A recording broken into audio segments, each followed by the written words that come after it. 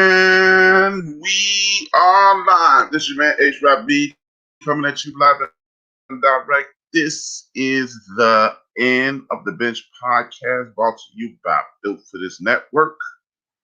Thank you for tuning in. As usual, I'm about to go in. I got a whole lot to talk about this weekend. I have a full docket of things that I want to talk about. First and foremost, you know how I start each and every show. I acknowledge my ancestors because I send up blessings and I send up respect. Sorry, I've said that 10,000 times to get it wrong every time. I send up respect to them and they send down blessings and protection to me. It is going to be another pleasure. It's going to be another blast. We're going to have a good time. And as every week, I have to do this. I have to acknowledge those people who they are the reason I'm here. Everybody connected to the Whitmore family, Pollard family, Bader family, Turner family, Duncan, Lee Gomes, Battle, Cotton, Chris Lansdowne, and the Williams clan. That is me, my mother, my father, my brothers, and my sisters. We are the Williams clan. We are in the building.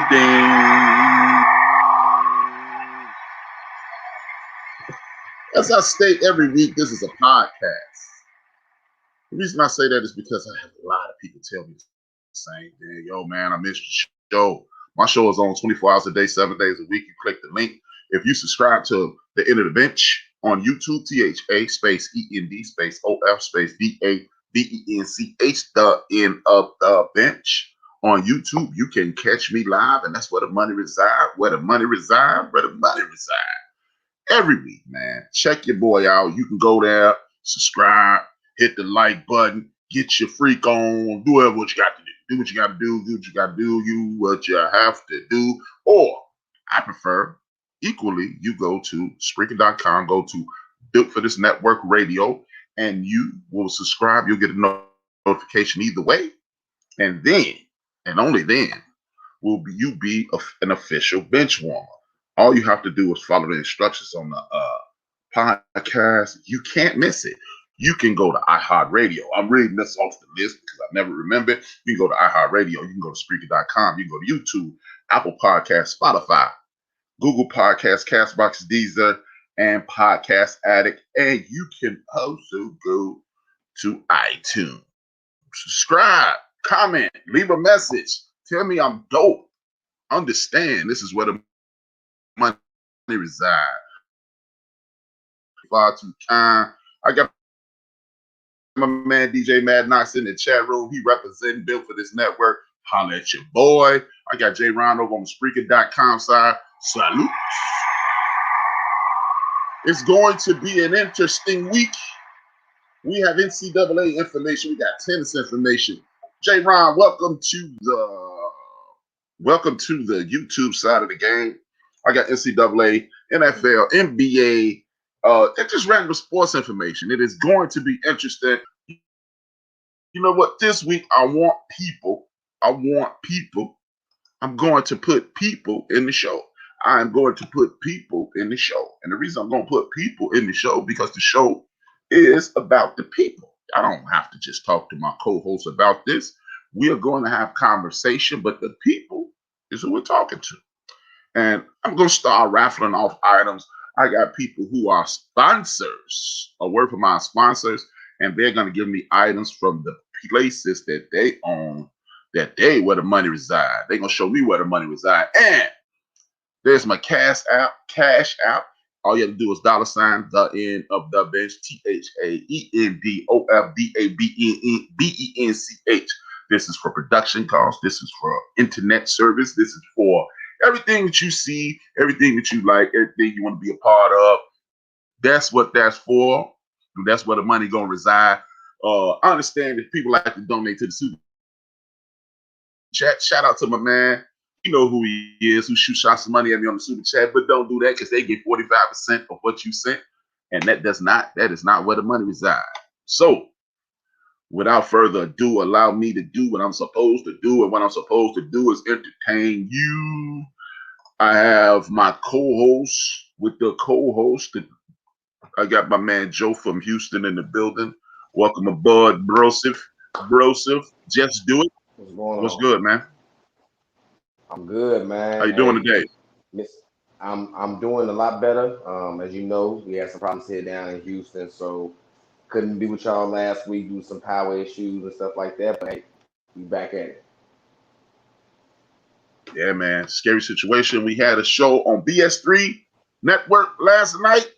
It is called The Forecast. Me, my man, Wilkes, my man Ivan, and the host of the show is a guy by the name of Ben from BS3 Sports. He's the proprietor of the Get Down. I got my girl Moni in the middle. She just checked in. Thank you for the Get Down. Thank you for the salute. Hello. Thank you. You're far too kind. We are about to, as you see the new Nike background, just do it. I got the #1 Chief Rocker jersey, Vern. We might have Vern come on tonight, man. We might have Jersey come on tonight, depending on how he feels about it. I'm gonna say some stuff that may be inflammatory to him, and then if he don't like it, he gonna check in. We got Chief Rocker in the building. Thank you for the support. Rocker is going down, and like I've said, man. I'm gonna start off the NCAA. Okay. Once upon a time, not long ago, the sports world was excited at this point of the year. It is. I got my sister Black Swan in the building. Thank you, Black Swan. Thank you for the support. As I was stating, once upon a time, not long ago, we used to be excited at this time of the year. It is what we used to call March Madness. Now that the whole world has gone mad, we've lost a little bit of the flair. I got my man Big Illinois checking in. He'll be in a little later. He's part of the Get Downs. Thank you, Big Illy. So, with that being said, did you miss anything about March Madness, listeners? Okay. As far as you know me. March Madness. 1 second, man. Me, #1 jersey. People like me, #1 Chief Rocker jersey. We grew up at this part of the year. It's extremely exciting. We're missing out on something. How do you feel? Okay. I'll say I do. I definitely miss it because this is the time when I usually pay the most attention. I'm a bracket player, so as far as it goes, I'm filling out them brackets just like everybody else. So I'm not as dug in as you as the fan, but I do miss it. Not even gonna lie. Okay.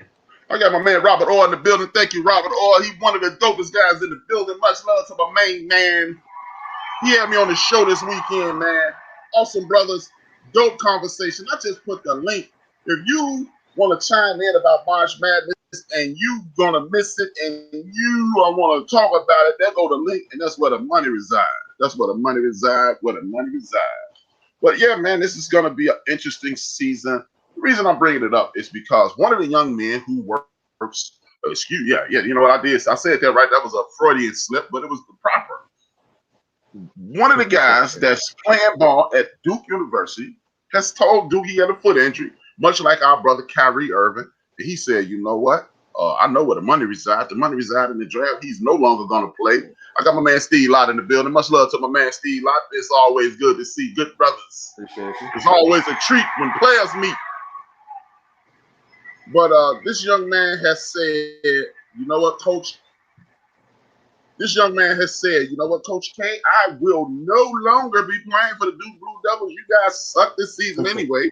And seeing how you guys suck all to be damn this year. Now, Duke Blue Devils are 8-8, which goes back to one of the points that I made early in the season. But to make my point, the Duke Blue Devils, they're 8-8. One of their better players is saying, I am no longer going to play. I had a foot injury already. I'm going to get ready for the draft. What are your thoughts on that? And if you're going to miss the NCAA this year, you can also chime in and be in the chat room. Please hit that like button.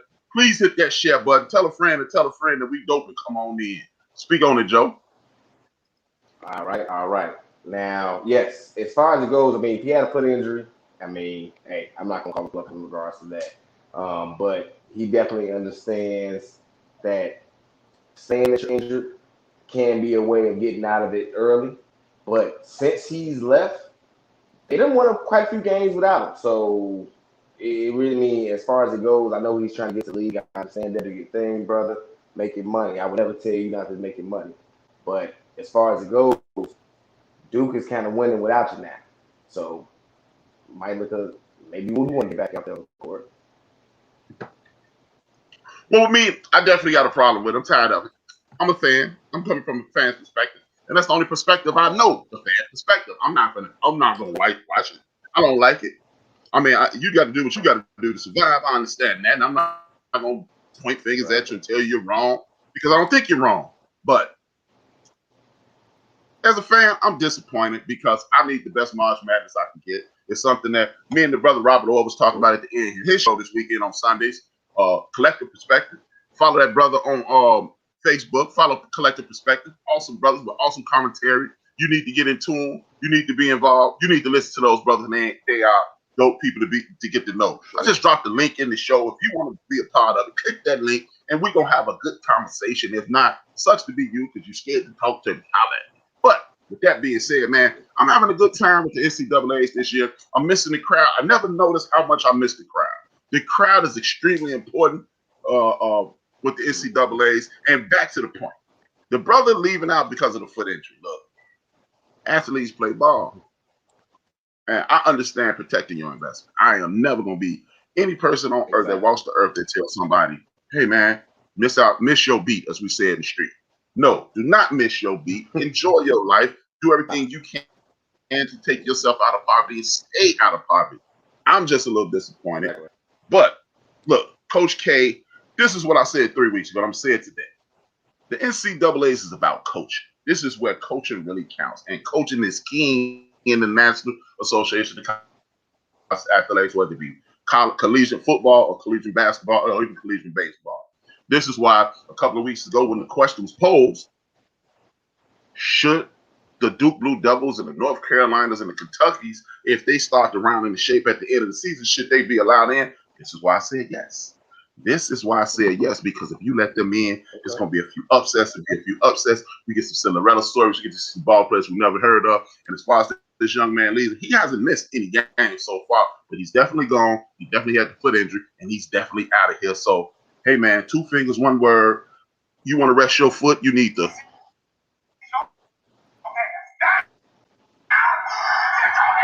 And make sure you are healthy enough to collect all that money that I hope you collected. He could be the next Kyrie Irving. We heard of Kyrie Irving. He's a top player. You're not going to be at Duke just being a walk-on and get notes. Exactly. But at the end of the day, you're looking at a young man who's doing what's best for him, doing what's best for his family, and he put himself in the best possible situation. And when you do that, nobody can really be mad at you. But I'm mad at you because I'm a sports fan, and I want to see you play, and I want to sit up on Sunday nights and talk to a man, Rob Orr, about that night that the homie at Duke killed it. And that's Rob Orr team. And because that's Rob Orr team, Rob Orr, you think you know something about sports, you are wrong.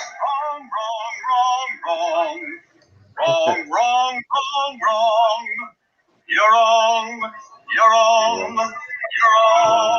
That's what man, Rob Orr, one of the more knowledgeable brothers I've ever had a conversation with about sports. Hopefully he'll be on a little later. If you feel like coming on, if Steve want to come on, I'll give you some of this too, Steve. Anybody want it, they can get it. But back to the topic at hand. We are talking about the NCAA sports. I got my main man who is at an NAIA school, Division I AA school. They call it, it's kind of like, it's not the big time football, but it's HBCU. Everybody knows how HRap feels about the HBCUs. But my man Rob said he's scared. He don't want to come on. He don't want to get chewed up. He's scared. He done jumped in his car and started driving around. That's what he just texted me. He's scared. I'm just messing with Rob. I'm messing with Rob. You're a good brother.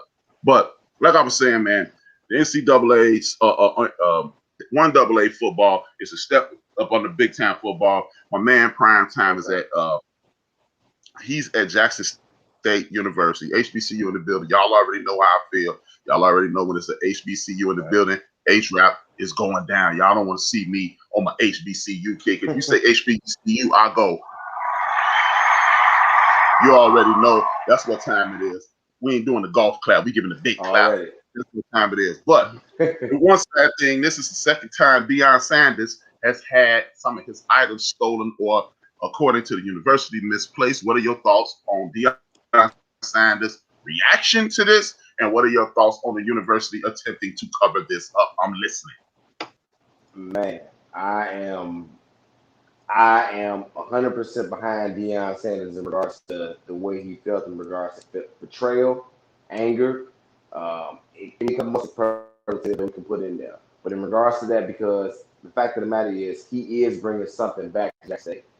I mean, as far as the game went, 52-0 is a great showing. It's a great interview, if anything, show that he got the boys in tune. They know what they're doing. But this is the second time it's happened. So at first, it was his personal truck. Okay, whole bunch of cars in the parking lot, whatever it may have been, rent. I'll give you that one. The second time, this wasn't the players' locker room. This was the coach's locker room, which means you know what you was doing. So I gave you a pass on the first one. I'll call it random on the first one. But this second time, it's not random. So something's up. So the fact that you're trying to cover it up through the school's trying to cover it up, something stinks. And I feel 100% behind him on the way he felt about it.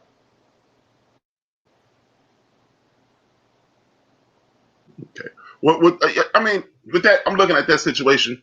I get why Deion Sanders is angry, and I understand why the university tried to cover it up. But the thing is, I am also on the side of Deion Sanders. There's no need to cover this up, university officials at Jackson State. I don't think this is going to be a black eye like old boy Smith on ESPN State. This is going to be a black eye. Why should I send my kids down there? Well, Cam Newton was accused of stealing at the University of Florida. There are people stealing. See, this is the problem I have with the perception, with the white-facing media allowing people to project. The black community is not the only community on the face of the earth that's stealing. The black community is not the only entity that is doing nefarious things. So I'm really sick and tired and sick, and I'm sick of this, and I'm annoyed, and every other superlative that goes along with that.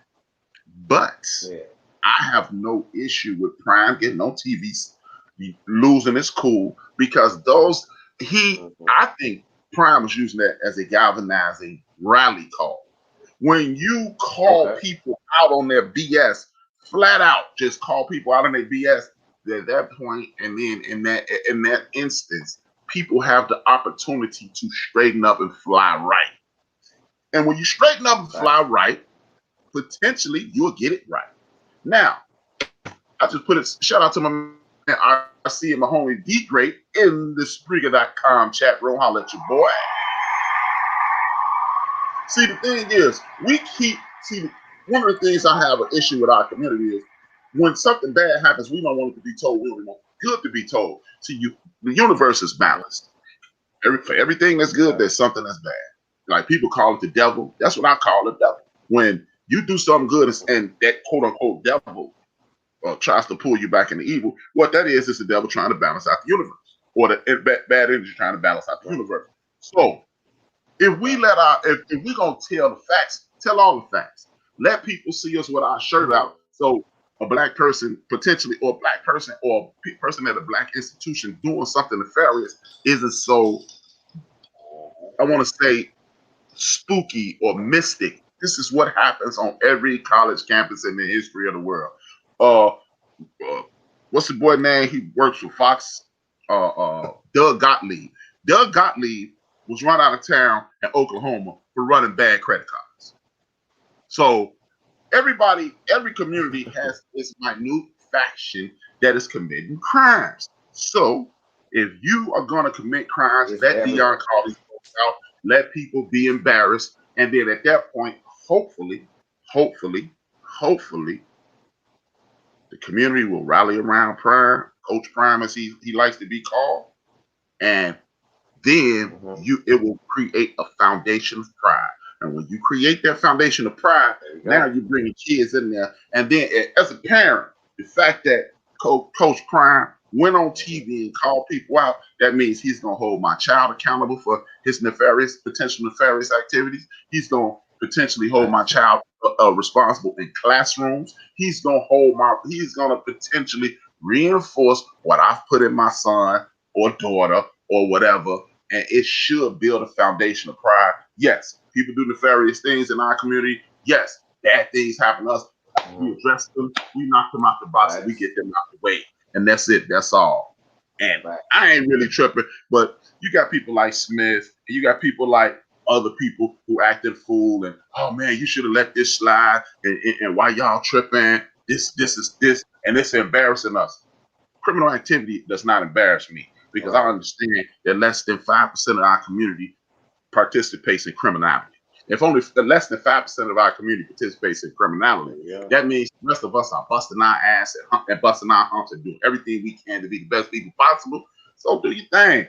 Hey, is it a criminal element in the black community? Yes, it is. Is it a criminal in the Jewish community? Yes, it is. In the white community, all spectrums of the white community, Greek, Italian, Irish, German, Polish, so forth, all the Slavics, yes. So we're not unique. We don't have a patent on crime. We just participate in crime for whatever they want to do, whatever you want to draw this up. You got people that want to highlight our criminality.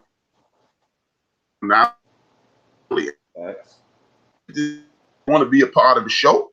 I just put it in Spreaker.com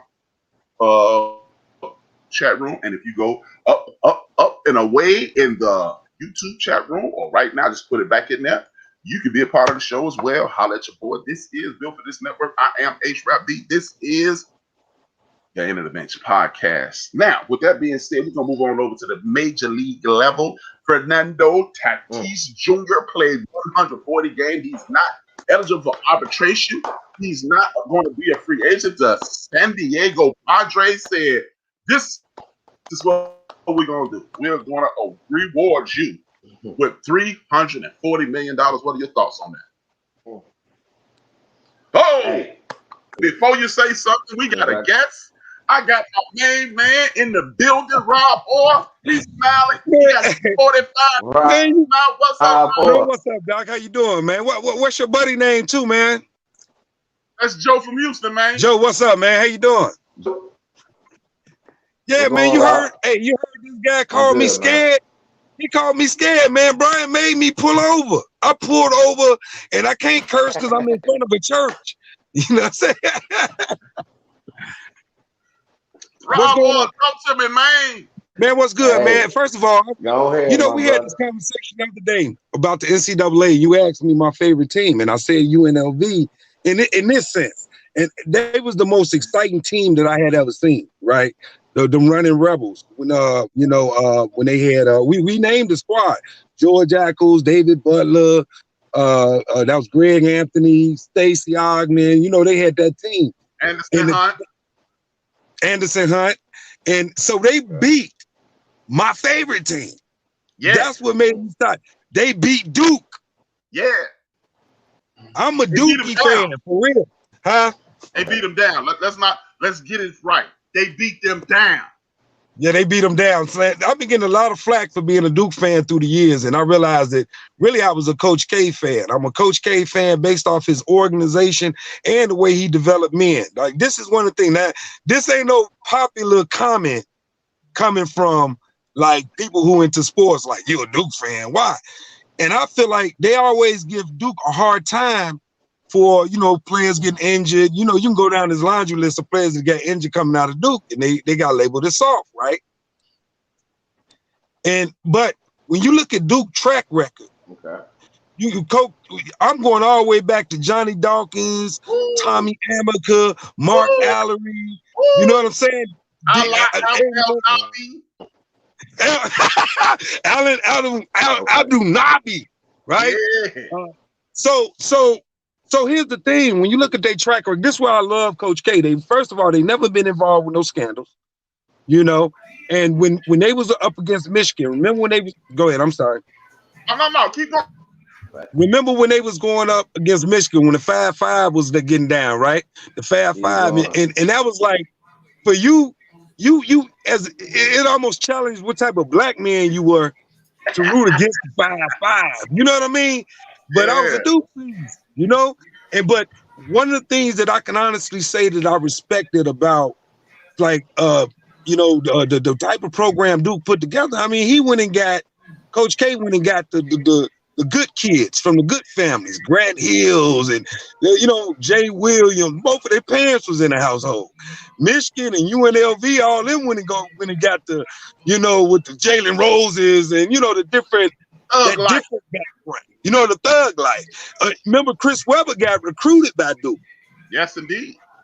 He was the one of the only ones. So I'm saying all that to say, when you look at Duke's track record, look at how many coaches that they got in the industry. Billy King, executive. Danny Ferry. Yes. So Jay Billis, one of the best sports college basketball commentators out there. So I'm a fan of Duke from the manhood Coach K put in them, the success he put in them. That's a good look to me. That's a good look. You know he's from Chicago. Yeah, he's from Chicago. So that's all I wanted to get that spiel out because you called me scared. My man Brian said I was scared. Don't run. Rob was scared. I'm glad you ate the spinach. I'm glad you didn't listen. Keep tuning in. My man. No, don't run. If you ain't on top of anything, you on the bottom. Appreciate you guys tuning in, brother. I got That's my what's up, man. Rocker Jersey Vern in the building. What's up, Rocker? Holla at your boy. Hey, what's going on? I want to address Ron on what he just said, right? You said the Running Rebels was your team, but those great teams they had back in the past, but you're a Dookie too, right? But you can't be too much a Dookie supporter now due to the point that Coach K and Coach Cal, right, recruit the best classes in college basketball out of anybody, right? But the problem is these kids don't have no respect or discipline to them by leaving one and done. You know, when he let Kyrie Irving do that, and Kyrie didn't even play a whole goddamn season. When he let Kyrie Irving do that, that was the downfall of Coach K. He should have put his foot down with Kyrie, man. Told Kyrie, listen, I'm not releasing you. Either you quit the squad or you still part of this Duke organization because I can't have a one and done because you're going to mess up my reputation. But they used to have 3 to 4 year players all the time. You know what I'm saying? But you getting this face right now. I'm getting you this face. You getting this face, man. Well, and man, that don't mean nothing, bro, because it's all true. What program kept their players intact? And they should have had more than one national championship. Since you want to speak on your Duke and UNLV team, George Thompson had the best respect in basketball players, but they all stayed 3 or 4 years. Who you say? Who you say? Georgetown. John Thompson. Yes. But he didn't get his respect as a black man to me. And he brought kids from out single parent homes, problems, you know what I'm saying? He built them up and a lot of them became successful NBA players. Some of them all of them went to the NBA. It's just that they couldn't finish the job. But John Thompson program is what made me really go there. When John Thompson first took over that job, he had Eric Sleepy Ford, the mailman. Who else he had there? He had Wingate, David Wingate. No, they wasn't there yet. This was way back before Wingate and all them came. Oh, you just talking about this when Georgetown started getting on the map. You know, because Sleepy Ford was the man that came and brought that there. And they had a guy that worked at the post office that went to school there, Shelton. And that team started creating themselves because John Thompson came in there doing that. What's that? That floor to floor, court to court press. My offense come from my defense, you know. And hey, man, Georgetown was successful for a long time. I just hate that when he left, all these other coaches that came behind him, except for his son. His son with the one national championship, but all these other coaches came and put the program down. But I'm gonna have to refute one thing, Rocker. Right. Everybody respect Big John, man. Everybody. Yeah. Big John ain't never get no shade. I mean, at the end of the day, man, the Big East gave him a lot of shade. That's why he had that. No, I'm talking about the world. Oh, okay, yeah, the world, yeah. And you say, what's my man? He just transitioned recently, John Chaney. Right. Nothing but respect for those dudes. Right. That's what we missing in college basketball. That's what we missing in the universe right now. That's right. That's right. I feel you, but we got to make sure John Thompson, John Chaney, Nolan Richardson, and the rest of them good brothers, the big house gangs, they got nothing but respect. Now, because we live in this microwave society, they can't remember what happened Thursday Right. That's what your problem is to me, Rocker. The people in the world today, they can't remember past last Thursday. They can't go past Tuesday last week. Right. See, people like me, you, my man Rob, Joe, we respect the game. We respect the sports culture. So that's why it seems like they don't get enough, or they do, but they really do. Joe, what you doing up there, man? Scream this way. Yeah. I'm Yeah. We on live, man. Hey, can I say this to Joe? Hey man, my prayers went out to you and your family. I was talking to people in the chat. Yeah, when things was going bad, you know, in Houston and Texas and all that, man. I'm glad you was able to make it back, bro, because hey man, you know, that weather wasn't planned, and you know, for the government to back out on y'all and tell y'all to stop crying and shit, I didn't like that. Was disrespect, man. Real talk. What you Real got on talk. this, Joe? What you got on this NCAA conversation, Joe? Man, I appreciate the press. Hey, turn that radio down, Rob. Hey man, as far as it goes, man, I told y'all the real, y'all the truth, y'all. In regards to it, man, you know I love my March Madness. I'm ready for it to come back. In regards to Big John Thompson, John Chaney, rest in peace. As far as it goes, but like you said, there's been nothing said bad about these guys. I mean, as far as it goes, I'm not with you guys. We'll agree. Okay. Right before Rob Orr and Kentucky came on, we was about to talk about Fernando Tatis. He just got a 14-year, $340 million contract extension. Talk to me, people. Anybody can take it. And like I said, by the way, he has only played 140 Major League Baseball games. Anybody can get it. Like I said on my show, man, and I'm cooking, man, so I got to do this quick. Like I said on my show, man, they had to lock this man up. A lot of people say they shouldn't have did it. They shouldn't have gave him 14 years. I said, man, if the brother came out and played like he did within those little bit of games he played, because that's not a lot of games he played. If them little bit of games he played, if he's showing off and he talks the talk and walk it, you know, why not pay him? Why not lock it up? San Diego been in the dump since Tony Gwynn left. You know, they really haven't had no explosive team, no teams like they have now. They didn't build up their pitching staff. They got Manny Machado, and a couple other players, man, on that team, man. I look for them to challenge the Dodgers and everybody out there out west. And man, the brother deserves it, man. Big ups to him for having a good agent. Just do it. Let's do it. That's the slogan of the show. Just do it. Yeah, I'm with them getting paid, because, you know, at the end of the day, we forget, man, this is entertainment. Like, you know, at the end of the day, because if they don't get paid, somebody else's pocket's going to get lined with it. You know, that's why I was proud. Remember when Juwan Howard, everybody was criticizing Juwan Howard and Rashad Lewis when they got them big. I was happy for them. Yeah. Man, you know, you doing something you love to do, and you are benefiting from the entertainment. One of the things that I'll be more discouraged about, or I am more discouraged about, or, you know, disappointed about, I must say, is it take all the way somebody like Ice Cube to be trying to form like a you know, ownership of an entire league. We need more thinkers in there, because these young men, the money that they making right now are turning themselves into billionaires. Like they getting into billionaire range with these type of contracts. But if there's never a shift in ownership of these leagues, then it would almost be, I know it's not a waste for them personally because they rich. It's not a race for them personally, but it will be what you call a missed opportunity that's left on the table for us to be able to grab control of these markets, man. We as a people, now I ain't trying to turn the whole conversation into that, but as a people, we are giving away industries, man.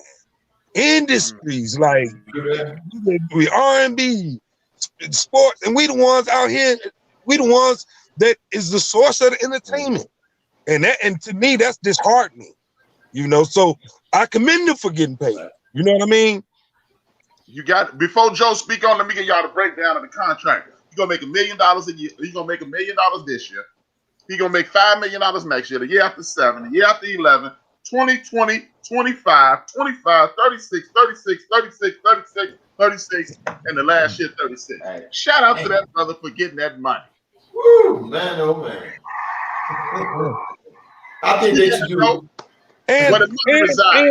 And don't that represent how we want to see how we want to see our team? As far as it goes,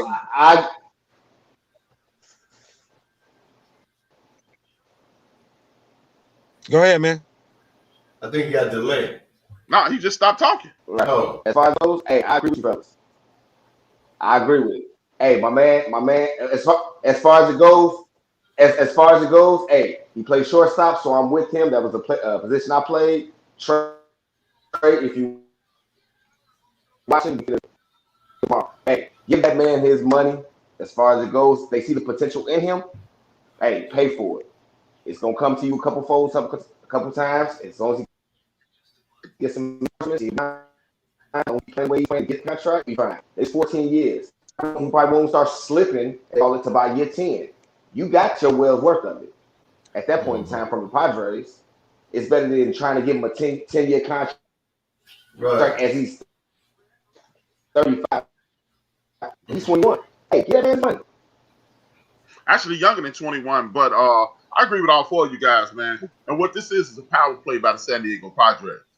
Everybody and their mama know the taxes in California is high as giraffe coochie. So he ain't gonna get that $340 million. He gonna get about 45% of that after the taxes and the vultures get hold of.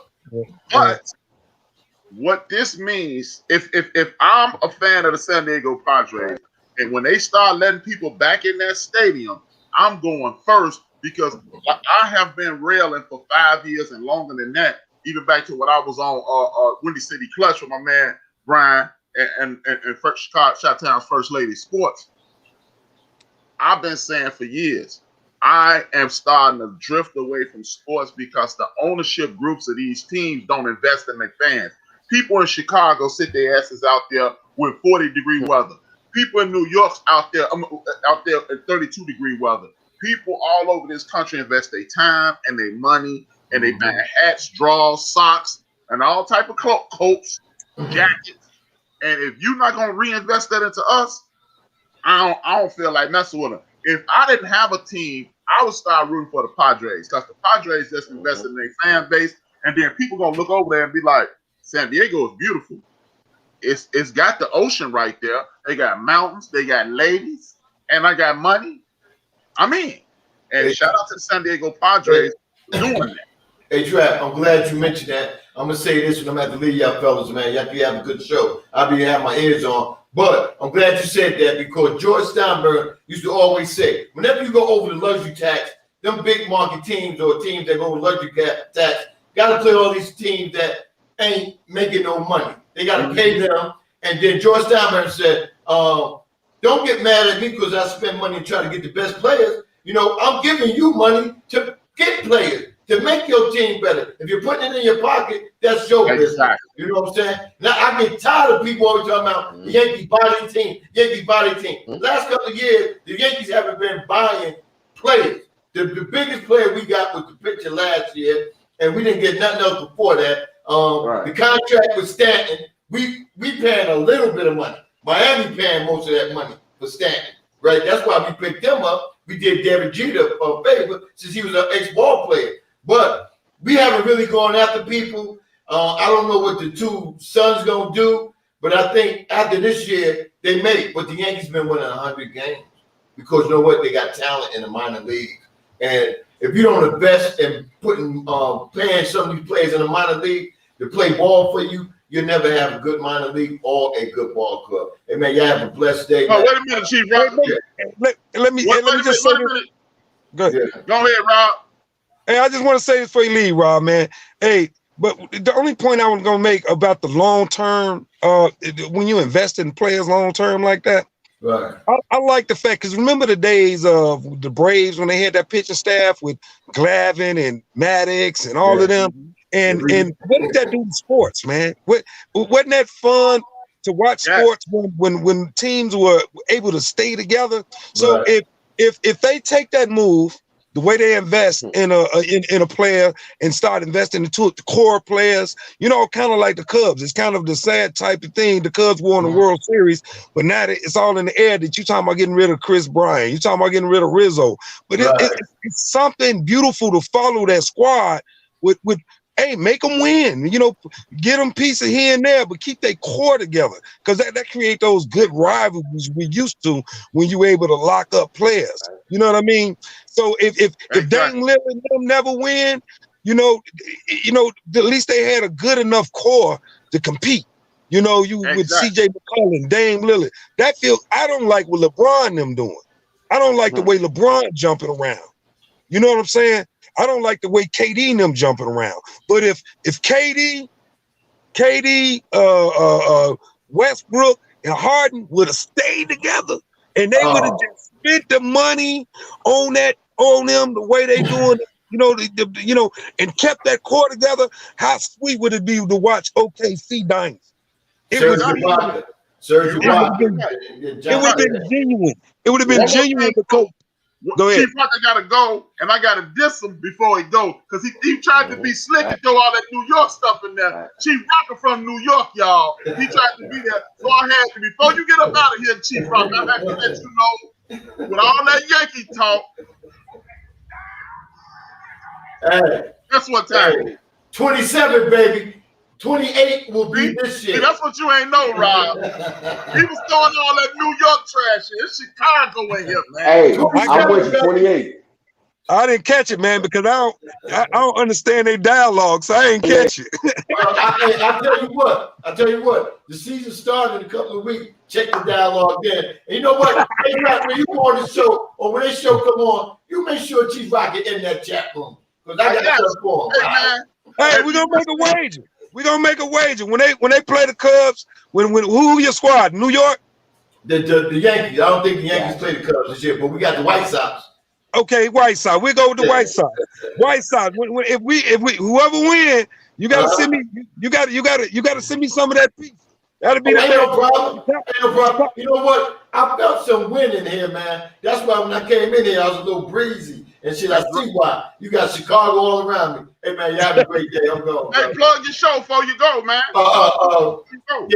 Number one Chief Rocket Jersey Burn recap and entertainment show every Monday from 10 to 1. On Thursday, I do the sport therapy show from 10 to 1. Spreaker.com. Go to any social media, man. I'm on anything, right? Instagram, Twitter, Facebook, same thing. Look up Bernie Ricks, my government name, or Chief Rocket Jersey Burn. All right, and you got. Much love, man. Thanks, Rocker. Thanks, no problem, man. Okay. Thanks, bro. But like you said, Rob, to put a cap on it, like you said, brother, you are one thing. I totally agree with you. If you are going to invest in us, we need to get some residuals from that. I ain't trying to hear this. Oh man, why do sports fans give a damn about rich people's money? Right. That's the greatest question in the world to me. Mm-hmm. Why we care about how much money the Steinbrenners? Oh, that's cost too much. Right. That's gonna hurt the salary cap. That's a you problem. You better put this good stuff on the TV before I turn the housewife. That's all I got to say. Right. Shut hey, with that, I gotta get out of here. I got to get out of here myself too, man, because I'm, like I say, I'm parked right now. But you know what I'm saying? You pulled the manhood right out of me, made me pull over. Hey, plug your show, bro. Hey, on Sundays, man, Collective Perspective. We got 4 good brothers always in rotation. Brian came on there, blasted us. Catch us on YouTube, Collective Perspective, and we be on Facebook too. So Robert on Facebook. So we go live on Shy Rise page right now on Facebook. Shy Rise page, we go live on there.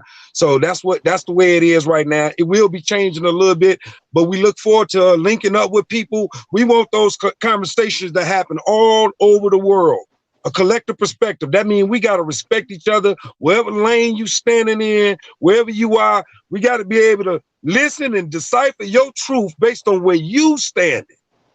And that's how we get down, man. And Brian, it's been a pleasure meeting you, brother, man. You've been $100 grand ever since we met you, man. I look forward to, man, still rocking with you, man. You're a good brother, man.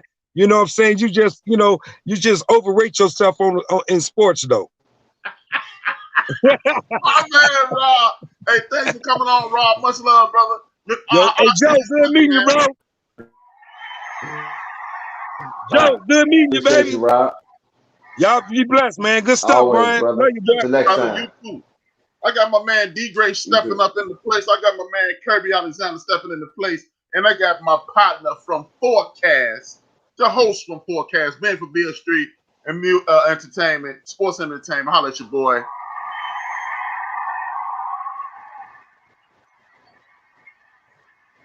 Since we talking about baseball, J. Ron said, I'm sick of Toronto teams, some of the most popular in Canada, the NHL teams, the Stanley Cup teams, finals. Hey, man, we ain't talking about no hockey, man. Get up out of here, man. You know what, Ron? You're going to have to get one of these, man. You're going to earn this. Get up out of here with that hockey, man. With that being said, man, everything being said, thanks for number one, Chief Rock. I got his gift in the building. What's up, HGSP in the building? Welcome. The Chicago White Sox. Welcome, his gift. The GM threw down the gauntlet this week. Look, the Chicago White Sox have done everything me, you, Rob, Chief Rocker was talking about. They have invested in their fans. They have put the best possible team I believe they can put out there. Of course, you can always do better, but they put an awesome team together. He said it's up or down, win or lose, World Series or bust. Thoughts on that?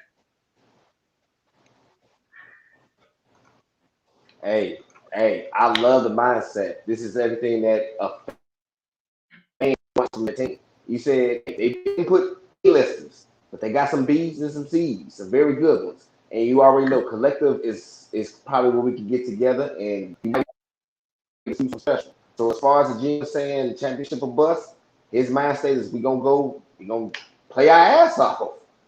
As long as they doing that, we pay some money for them. They should happen. Just be out there to support us. Yeah, I like what he did. I'm not a big fan of people who are not on the field, meaning managers and or players making proclamations like that. I ain't mad at them, but I don't really like that because you put undue pressure on the team. Right. And let's say they get real close. Look, as Rob said, as number one Chief Rocker said, we want our teams to compete. If you don't win the World Series, to me, when you're a true sports fan, you want your teams to compete at the highest level. If y'all don't win, don't win, that's cool too. But make sure, oh man, Albert Bell out there, we gonna try to get Albert Bell. You get Albert Bell. If y'all stink with Albert Bell, as a fan, I got to respect that. See, again, this is where white-facing mainstream media keep putting it out there. If you don't win no championship, it's a problem. Like Rob said, if the Portland Trail Blazers never win one, you know what they did? They went out and got C.J. McCollum. They went out and got Nurkic. They went out and got they drafted Dame. They went and got Melo. They got the homie from the Cleveland Cavaliers. They getting the pieces. If it don't come together, it ain't the coach's fault. It ain't the player's fault. Sometimes it's just not your time to win. So that's why when they had an argument about who the greatest, or who this and who that, or he didn't win no championship, sometimes it's not in the cards for you to win a championship, and other times it is. Shout out to the homie Big Ant for shooting that little donation. He let us know where the money resides, where the money resides. Shout out to the homie Big Ant. What's up, dog? And remember, man, y'all want this internet to stay right. Y'all want these pictures to keep popping up. We brought to you by a bunch of people. That's all I'm gonna say. We brought to you by, look at it. We brought to you by the homie Big Chris Style Gods. Look at him online. Style Gods is one of our supporters. We got Trade Naturals. You want good hair, you want good skin, bad bombs for your lady. Look up on Facebook, Trade Naturals. And if you're in Chicago, plus size woman, I want you to shop in with the sister Kiana for the curvy girl, brought to you by the Culture Closet. She got the plus size women on lock. She online. Look her up, man. She's supporting the Get Down. And I got my girl Denise Milk and Cookie. She just entered the building. Much love. Appreciate it. I don't really get down with that whole Get Down. And again, man, you can contribute in production. You contribute in you contribute. You need to know where the money resides. You see where the money resides right there. The money resides at Cash App, $ the end of the bench, THAENDOFDABENCH.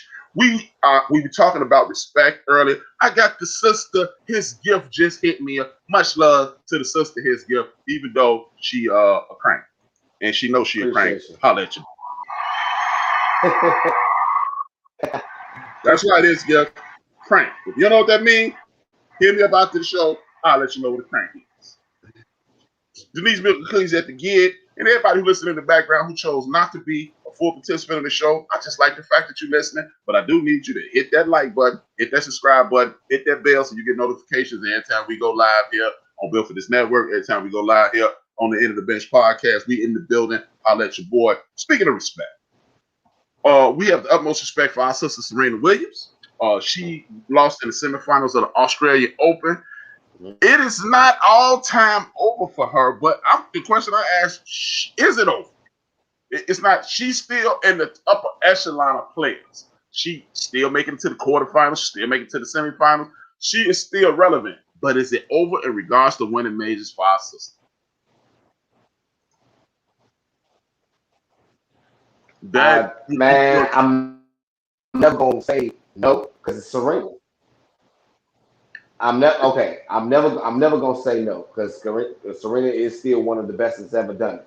Now, as far as how confident am I for doing it, that's where it comes into play because the age is starting to get to her.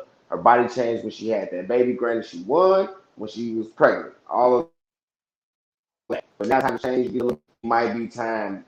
You lost to try and walk away. As far as it goes, I know we talked about that so many times before. As far as it goes, it might hit. Hey, say walk out gracefully in regards to what you're doing, but hey, she's an athlete. She's probably gonna come back again, so it's not for me to decide for. Chief Rocker said she can still play and made a lot of money, but I don't think she'll win another major title. I am in the Chief Rocker camp. Shout out to Chief Rock. Thank you for always participating in the support. I'm in the Chief Rocker camp. See, I think this is why I embrace those conversations with like me and Chief Rocker, me and Rob, and other guys that are a little older than y'all, because we had to watch to know the game. And not saying that younger people don't know the game, but it seems that the younger culture, and even people my age, get caught up in it with you don't bet against Tom Brady. Yeah, when you got the best defense in the playoffs, you don't bet against him because all he got to do is show up. He ain't making it. Tom Brady made it, blah, blah, blah. Right. We'll talk about that a little later. Right. And Peyton Manning, he know all the defenses. He's the smartest guy in the world till January when he's throwing nothing. But this ain't a crap on Peyton Manning and Tom Brady show. What it is Serena Williams is 39 years old. Back in the day, you were finished in regards to competing at that supreme level at 32. Right. So Serena got this beat by 6-7 years. Serena 39 years old and she had a baby. People are not taking into perspective the taxing that it puts on your body to push a human being. Your pelvic bone has to crack so a human can come through your womb. That is a mug. I've never had a baby. I've seen two born. Don't look real comfy. So I'm just saying, I think even if she wouldn't have had the baby at age 39 and you playing against 18, 19, 20-year-old people, one thing about sports that will always be the same. It is a game of attrition. If I can last longer than you, I'm going to win if I'm killing it. If I'm supremely talented and you're supremely talented, but I'm 39, you're 39, and I'm 19, you're legitimately old enough to beat my mother, more than likely I'm going to beat you. Now, if I got a team around me, if I got Scottie Pippen around me and Dennis Rodman around me and Tony Kukoc around me and all these big-time players around me, then yeah, I can hang around like Jordan and win 6.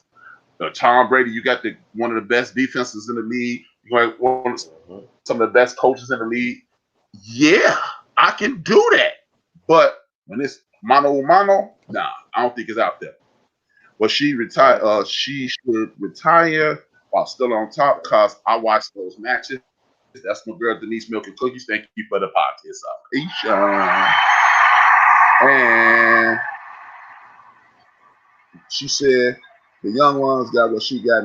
Yeah, it's over. I believe it's over. I don't think she should retire. She can still dominate to a point, but as far as dominating at the top of the game, I don't think Serena has it anymore. Big ups to Serena Williams.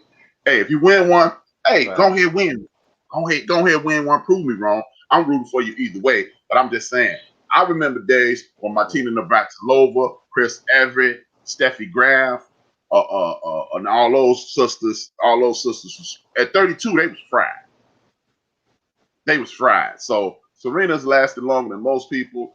Right. All the injuries plus age and attrition. She's had a glorious career. I'm not saying quit, but I'm just saying it might be. Hey, somebody tell that fat lady she up in 5 minutes. It's up in there. She can still get on streak and make a run. Hey, anything is possible. It ain't like it ain't at 39 years old. I've rarely seen any athletes at 39 years old be on top of their game. LeBron James is slowing down at 36. 18 years in the game. He can't do it like LeBron used to do. So at that age, I ain't putting a whole lot of faith in nobody who's doing it big time. You know, I'm rooting for, but hey, this is sports. Age and attrition. Father Time. That's the beautiful thing about Father Time. Father Time don't be like, hey, I'm coming to get you next year. Father Time go, hey, what you doing? Oh, it's over for you. I'm out. And then it's over for you. Father Time, it don't sneak up on you. You fall clean off a cliff. People who don't want to believe it, but hey, Tom Brady is not the Tom Brady that you used to love. I'm calling a spade a spade. I introduced a lot of people to Tom. Yes, D Great. She is 39 years old. Ron RC, the homie RC says Monica Seles was good too. Could remember that until that dude stabbed her in Germany, ruined her, probably messed with her psyche. Monica Seles. But again, at age 32, I bet you if Monica Seles wouldn't have got stabbed at age 32, she'd have been out the game too. Serena Williams lasted to age 39. She was pregnant when she won her last. Ain't no argument. The argument is she the greatest tennis player ever? She's clearly the best woman player ever. The argument is the greatest tennis player ever. Now, what she can do is do a Rafa Nadal and what's his name? I can't think his the pretty boy who hang out with Tiger Woods. He could do what he do and only play the Masters, only play the big tournaments, and then she might be able to pull it. See, that ain't what Serena on. Serena on kicking ass, taking names every week. So big up. So Roger Federer, that's what I'm talking about. Federer only played the big tournament. So yeah, you ain't got that attrition that on your body. So if you're only gonna play the big time tournaments, then bam, it's over. But hey, big ups to Serena. I got your back no matter what. I don't care what happens. Okay. Now the next story is a little humorous. Adrian Broner for the first time in 4 years won. He actually is looking like a boxer again. Big ups to Adrian Broner. The question I have for anybody is Adrian Broner, hearing his statement after the fight and looking at his track record, has Adrian Broner turned the corner and this is a new, more mature Adrian Broner, or did he just win, get a big pile of money, and say, and it's the same old thing? Speak on it, Pimp. It's actually kind of as much as he doing, I would have a fence on that because it's a mixture of both. As far as it goes, he done learned his lesson in the past, but he still had that cockiness bone in regards to what he thinks he's supposed to be. So he's learning, but he might still dip off the edge, and soon enough for us, he'll be giving us some other statement, some other crazy statement next week, and we'll be like, oh, he hasn't learned yet. So it's real hard to think about it, but as far as I don't think he truly learned his lesson fully. Me personally, I'm gonna address this chat room before I answer. I got Big Illinois saying Serena will win a couple more titles. I think that's what you're thinking. I'm down for the sister, but I don't think so. The homie RC says, so I think Serena can win one more. She's the undisputed GOAT. Richard Williams said years ago that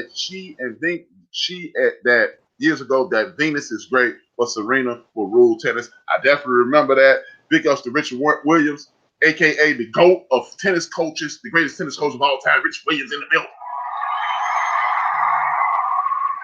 Man, at me. Richard Williams the GOAT. At me. But I think Adrian Broner hasn't learned anything. I was listening to a statement after the fight talking about, hey, I came here with $13. I'm leaving here with 20-something million, yada, yada, yada, this, that, and the third, blah, blah, blah, blah, blah. Look, if you were truly serious about this, Mr. Broner, you wouldn't be making jokes like that. You wouldn't be making a mockery of the game. You had the talent to be an all-time great, but you want to be a rapper. You want to be Roy Jones Jr., you wanted to be this dude. You want to be that dude instead of, see, the beautiful thing about great athletes is this. Great athletes look at what they have in front of them and never look back. Say what you want to say about all time. Most of the all-time greats fought way too long. My man Floyd Money Mayweather, Floyd Money Mayweather, in my opinion, didn't. But most of the athletes fought way too long. When you fight way too long, you get knocked out. Ray Leonard, Ray Robinson, Hector Camacho, all the great boxers that we've ever seen, they fought too long. One thing they did do is keep in shape. Everything they knew, everything about my success comes along with this boxing ring. And guys like AB don't realize that. And it's a sad commentary, brother. If you could make $15-20 million every time you go to work, you need to be going to work as frequently as possible and putting yourself in the best possible position to win as frequently as possible. He could have stepped right into that Mayweather, everybody hate me round, and been dominating boxing, but he want to be famous. Hey, I've told people my entire life, I want to be rich. I don't give a damn if nobody ever be able to recognize me. When this thing blows up, if people, that's why I was kind of reluctant to do the YouTube. I don't want nobody knowing me. I want to be at the store. Somebody, hey man, you rap. Like I went to a gun buddy job one time to get my oil changed. And I started talking. Homie was like, man, I know your voice because gun buddy be listening to the show. I'm with that. Adrian Broner want to be famous. I want to be rich. That's why he in the garbage can right now. Adrian Broner looked like a 5 pounds of elephant crap Saturday night. He's done as an elite fighter. That's the homie RC. He seems slow, older. He looked. He said he see Big Illinois. He said he seems slow, as older folks would say. Yeah, big ups to Big Illinois and RC. I'm signing up. I'm smoking a bag of both of those things. He looked like trash, and he seemed he got a little Riri in his game because the man is 35.8% of the time, if you ask me. And I'm bigger than you, Adrian, and ain't no ref. So if you run up on me, you're gonna get it. This ain't boxing, this fighting what I'm doing. I'm fighting, kicking, and scratching. Another dude, Joe Lewis, fought too long. Muhammad Ali fought too long. B-Hop fought too long. Roy Jones fought too long. So this is one of those things. But you can't say B-Hop was never in shape. You can't say the great. When you're gonna be great, you're gonna be in shape to the very end. Point blank period. Ain't no way around it. Now, what I am gonna talk about earlier, we talked about the disrespect that was about Deion Sanders. Deion Sanders' merchandise got stolen, and he was upset, rightfully so. Hey, people always say he got money, and as my late mother said, God rest her soul, and he used some of that money to buy that shit. That was a direct quote of my mom. And so this week, man, or whenever it happened, because it's a discrepancy when this happened. You got a young brother, 15 years old, standing out there at a Cam Newton camp being mad disrespectful.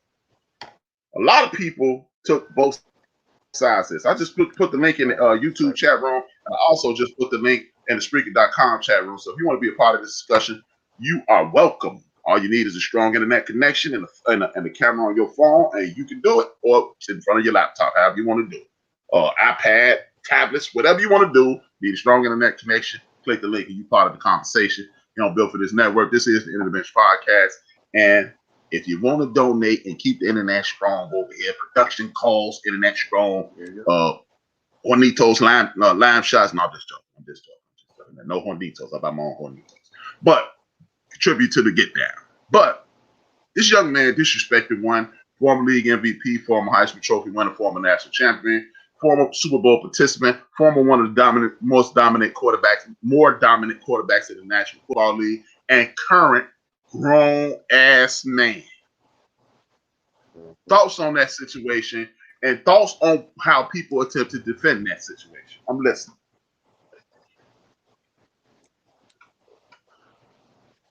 Okay, in regards to this, man, I watched it so many times, decipher everything.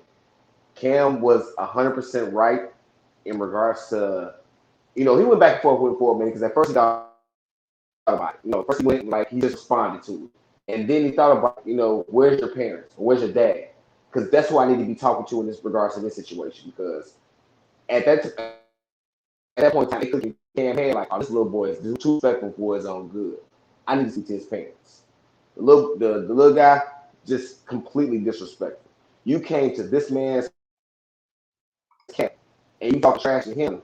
You trying to get to where he could possibly. You trying to get to where he was or where he is or what he's doing. If anything, you need to be a sponge, reaching out to him and trying to get as much information as possible. As far as it goes, Cam should kick that guy out of camp, and he shouldn't be able to be returned. Me personally, I totally agree with you. This was the most disrespectful thing I've seen in a very long time. Big Illinois said he went back and forth. Let me see. He went back and forth until he noticed the cameras. Yeah, I totally agree with you. Yeah, that is exactly what happened. That's fine. My thing is that's fine, this is totally this. What I took from this is an example of how disrespectful the youth has become in our community as well as in the country. This is the stupidest. This is some of the most poor behavior I've ever witnessed in my life. I couldn't even imagine speaking to an adult like this. I don't give a damn if he's the national champion. I don't give a damn if he's a big time quarterback. All that stuff that I was giving him his props when I announced him as that. I don't care about any of that. This is an adult. You got people like LeVar Arrington. You got people dissing Cam. He should. And then the most disrespectful thing is when somebody said black kids aren't allowed to make a mistake. Hey, bro. Hey, listeners. Everybody who listens, everybody who's going to listen to this, everybody who clicked the like button, thank you. But if you think that, I think you stupid. Period. Point blank, period. You can hit the not like or whatever. I think you're dumb. Because this isn't a mistake. Disrespect isn't a mistake. You can get your feelings hurt, and that's a mistake. You can get you can do a lot of shit, and it'd be a mistake. But what you have to do is this. You have to have the ability to control yourself at all times. This is the stupidest shit I've ever seen in my life.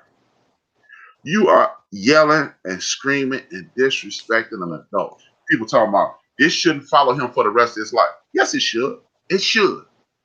It should follow him for the rest of his life. You know why? Because it would be a life lesson to everybody around him when you jump out of your body, as they say outside. So you talking about kids in the street. You have to pay the price. There is a price to pay for disrespecting somebody. If Kevin Hart couldn't be the host of the Oscars, one of his dreams, because of a joke, if Eddie Murphy had to apologize for Raw 35 years later, everybody besides you gonna learn, don't disrespect your elders. There's no way in hell. I know his parents brought him up better than that. But see, this is that culture in which people don't give a damn about nobody. They don't. It's for the gram. Hey, I'm viral. Well, guess what?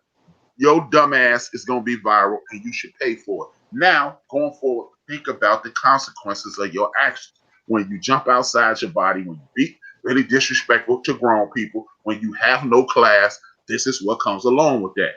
Hey, if anybody disagree, hey man, you are built to disagree. You have the right to disagree. But if that had been my son, or if that would have been me, my parents would have knocked my ass out when I got home. It wouldn't have been up for discussion. I don't care about what nobody think about that. Facts. When you stay your ass in a young person's place. I ain't trying to hear none of that. Oh man, he was a kid. Guess what? If you a preteen, if he was 12, 11, 10, 9, 8, 7, 6, 5 years old, you can give me that he a kid excuse. He 15 years old. He 3 years away from voting. He knew exactly what he was doing. And all his homies stood around and laughed with him. If he was my son, you ain't never going to no more camps again. Somebody paid for you to be there, or he let you come free. Ever. You ain't never coming in one of my camps again. And people can sit around and talk about, hey man, you gotta let him slide. No, you don't. You gotta remind him for the rest of his life. I could have been at the Cam Newton camp. I'd have been at some camps with some super stars. And me and Chief Rocker talked about this after his show the other day. When we used to be around celebrities, athletes, and big time people that came to camps, we played a little harder because we wanted him to see I'm out here trying hard. That has been forgotten. That has been lost. These young people think they're entitled to things. And if you think you're entitled to something, you're entitled to speak your mind, but there's consequences that come along with speaking your mind. This coach encourages that kind of behavior. This man is giving money and time to teach these youngsters, but you want to disrespect the man, and for shits and giggles, that's a female high school. That's female high school behavior. That comes from a man, Big Illinois. He in the building. Much love. And the homie D-Gray says something too. These young people are comfortable when they feel they can talk crap like that to grown folks and show that their household or something is wrong. We give these young men, too much of a pass. Thank you, D-Gray. I feel you, man. I'm not trying to hear none of that. I'm not trying to hear none of that.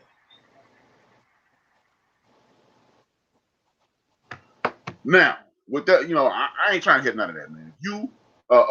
If you want to be disrespectful, if you have no respect for adults, cool. You're going to suffer the consequences. I ain't got time for that. I ain't trying to hear none of that. Keep your excuses to yourself. I don't want to hear none of that. With that being said, there was a week ago today, when we got off air, after we got off air, Draymond Green had made a statement. You know what? I actually could pull up the statement if y'all want to, but everybody's heard the statement at this point. How do you feel about what Draymond says? And again, if anybody wants to, I just dropped the link in there. I got it saved on the thing. All I got to do is click. It's in the Spreaker as well as the StreamYard, the StreamYard chat room, which is YouTube, and the Spreaker.com chat room. You can go in there if you want to be a part of the conversation, or you can just continue to rock the chat room. You'll get it either way. You go ahead and speak on it, bro. No, go ahead. No, you got it. The floor is yours. You go ahead and speak on it. Oh man, the floor is yours. As far as it goes, man, I'm not surprised by it. As far as I'm surprised that, I'm not surprised by anything that Draymond Green says. As far as it goes, he's very passionate about how he plays the game, and it's fun, man. When he won the championships, it was good when he was talking crazy. But as far as it goes now, it's more so it's all about feelings for him. He's always in his feelings about everything. I'm lost of words. Well, me personally, I think Draymond Green was 1,000% correct. Well, he was 99% correct. He's 99% correct in what he said. The only thing I have a problem with is this is what I talk about all the time. This is not a partnership with the National Basketball Association. You work for these guys. Point blank, period. Everything he said in regards to the media, in regards to the way the NBA should protect players is great. But these people don't owe you anything. You work for them. And until these guys start to realize that they work for somebody and they own that, they are going to continue to be frustrated. When you don't identify what your position in life is, you're going to have a chaotic situation. And when you have a chaotic situation, people's feelings get hurt. Me personally, again, I can say this because I've never played in the National Basketball Association. I didn't achieve my goal of playing in the National Football League. I never played for MLB. But if I'm Barry Bonds, if I'm at the level of a Kyrie or even at the level of a Draymond and somebody trades me, I wouldn't have a problem with that because I understand. I always understood, even as a youngster, trade me if you like. I can remember me, my cousin Michael, and my cousin Vincent sitting in their bedroom. I'm going to play for the Cubs. Vincent said he was going to play for the Cubs. Me and Mike used to like the Red Sox, and I used to like the White Sox. But we said once we become free agents, we was going to come back to Chicago and win the World Series. Or if we made it to the Bulls, we was going to win the NBA championship. Or we never thought those teams that we really liked gave a damn. We never considered that. These people believe that these teams actually give a damn. And that's where they're losing it. You think they give a damn. Draymond is correct in everything else he said. I wouldn't give a damn because me personally, if I would have made it to the league, I'd have bought me a crib in a nice place that I want to live. Like shout out to Eddie Johnson from Westinghouse Warrior, former University of Illinois All-Star, former Sacramento Kings, former Houston Rocket, made his bones and made his bones in Phoenix. He bought a crib in Phoenix. So when he was sent to Seattle, when he was sent to Sacramento, or he even played when they was the Kansas City Kings, he always had a home base in Phoenix. These guys think these people rocking with them, and they're not. That's the only issue. Everything else Draymond Green said was 10 billion% correct. He was correct. Well, see, hey, if you want to be foolish enough to believe that these NBA, Major League Baseball teams, and these NFL and NHL teams really love you, they love you until you can no longer win. And that's it, Draymond. But shout out to Draymond for speaking up for his brethren, and shut up Charles Barkley as usual. As usual. No. Shut up Charles Barkley as usual. Because if you believe that a person's opinion is tied into winning and losing, not the quality of what they're saying, this just shows the type of jackass that you truly are. And me and Big Illinois talked about in wedlock, and it started to become Marcellus Wine is part of the problem when you are so bought in to this white-facing media and this construct that people they owe you and you owe them. No, they don't. They owe you something. We don't. No, I'm talking about Draymond and them owe the media something. They don't owe the media anything because just like Tiger Woods did. Look, Magic Johnson and Larry Bird created a whole bunch of jobs. You know, they created those jobs at ESPN, at the Sport News, at Sports Illustrated, at all these news outlets that let people know that created jobs, beat reporters, sideline reporters, and every other kind of reporter that they had. When you got ESPN, the magazine, ESPN, they hooked these dudes up. Michael Jordan took it to another level, and it Kobe Bryant, now LeBron, and then Giannis Antetokounmpo, and whoever else is going to the thing continue. These people are creating jobs. So when you believe you got to kiss these reporters' ass, hey, if the NBA players had any damn sense, or Major League Baseball or NFL players, they'll find a show like The End of the Bench, and they'll call me after the game and talk to me after the game. They would talk to somebody that's on my level. And guess what? You'll blow me up, and you get an opportunity to not have it augmented, to not have the BS follow you around. It'll be your thoughts and your thoughts only, and you'll be able to move forward. Mayor Bottoms has issued notice that she don't want everybody to come down. But also, excuse me, let me start from the top of that story. On March 7th, we will have the National Basketball Association prom, so to speak. This is the crown jewel. Outside of the NBA Finals, this is when they draw, in a traditional year, this is when they draw the whole world's eyes. You got the dunk contest, you got futures game, you got the All-Star game, you got 3-point shootouts, you got skills competition, you got all these parties, all this gala. It's like the prime of the National Basketball Association. This is what everybody's looking for. It's going to be in Atlanta this year. There's been a lot of controversy around it. Mayor Bottoms has asked people not to come due to the COVID. What are your thoughts on that? How would you handle it? Is she right? I'm listening.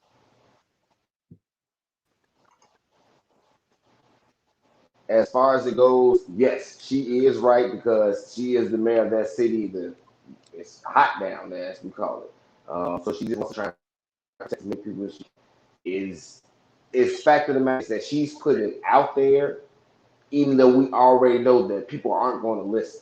So as far as it goes, she's just trying to say, hey, please listen to me. Even though you may not, you're grown, do whatever you're going to want to do, but please stay away from us. Because we already know what's going on down here. If you're coming from everywhere, it's going another melting. So I'm with her. Are people going to listen? No. But she tried. I think Mayor Bottoms, in regards to health consciousness, she's 100% correct. Hey, her concern is not the National Basketball Association. Her concern is not the fans. And as she stated, as she clearly stated, this is a made-for-TV event anyway. Look, if people don't want to respect the fact that people shouldn't be out and about, she's asking people to please stay out of my city. Every time I turn around, I hear somebody talk about, I'm going down to the A. I'm going out to California. I'm going here. I'm going down to Miami. Look, you are an American citizen. You have the unalienable right to do whatever the hell you want to. You can do what you want to do and do it as long as you want to. But I'm with Mayor Bottoms. Look, if we want this thing, if you really want this thing to subside, how about trying to play with the rules? Last night on the forecast, me, Wilkes, Ben, and Ivan, Wilkes mentioned that the COVID cases went down with the inclement weather and the horrible conditions down there because he had to stay home for a little while. Maybe, just maybe, all you rights people and you never know people, maybe you should take a cue from that. You know, and this is off the beaten path in regards to that. I'm tired of people being upset at people talking about this COVID conversation. Again, me and number one Chief Rocket Church Fern had a conversation yesterday. People talking about, hey man, I'm sick. You can't tell people what to do or what not to do. We ain't talking about this in no other situation. This is unlike any other situation. This is unlike any other situation unless you're about 115 years old and crystal clear mentally. You've never, as a matter of fact, you would have to be 125 years old because this happened 100 years ago.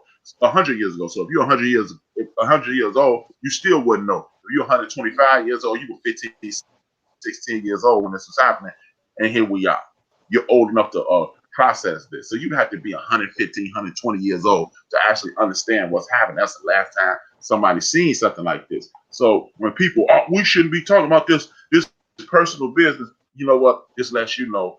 This is why, in my opinion, the world is in a jacked up place. Because people would rather stick their head in the sand and pretend things aren't happening instead of opening up. You know what? If you don't watch the Sports Center at 10 o'clock, it's coming on at 11. The exact same show. You're not even going to miss a word. So watch the news, read something, get involved, get into it, and shut the hell up. Because guess what? I'm from an age when you didn't talk about who you was going to vote for. So just imagine if we wasn't talking about who was going to vote for. Everybody's favorite politician would still be president. So people need to take their heads out of their asses. Allow people to express themselves. Whether you like it or not like it, it's not important. Don't nobody care if you're right.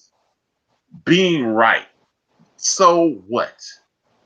So look, if you're not, don't, you know, and I can't say what I want to say. I can say about Chief Rock Show, but I can say what I want to say about mine. If you don't want to engage in back and forth conversation with me or my guests or anybody in the chat room, please don't tone me because we're here to talk. We're here to have conversation, whether it be about sports or be about this. We're here to have a conversation. The next portion of our conversation is the NBA season is 2 months old right now. The NBA season is 2 months old. A whole lot of good things are happening.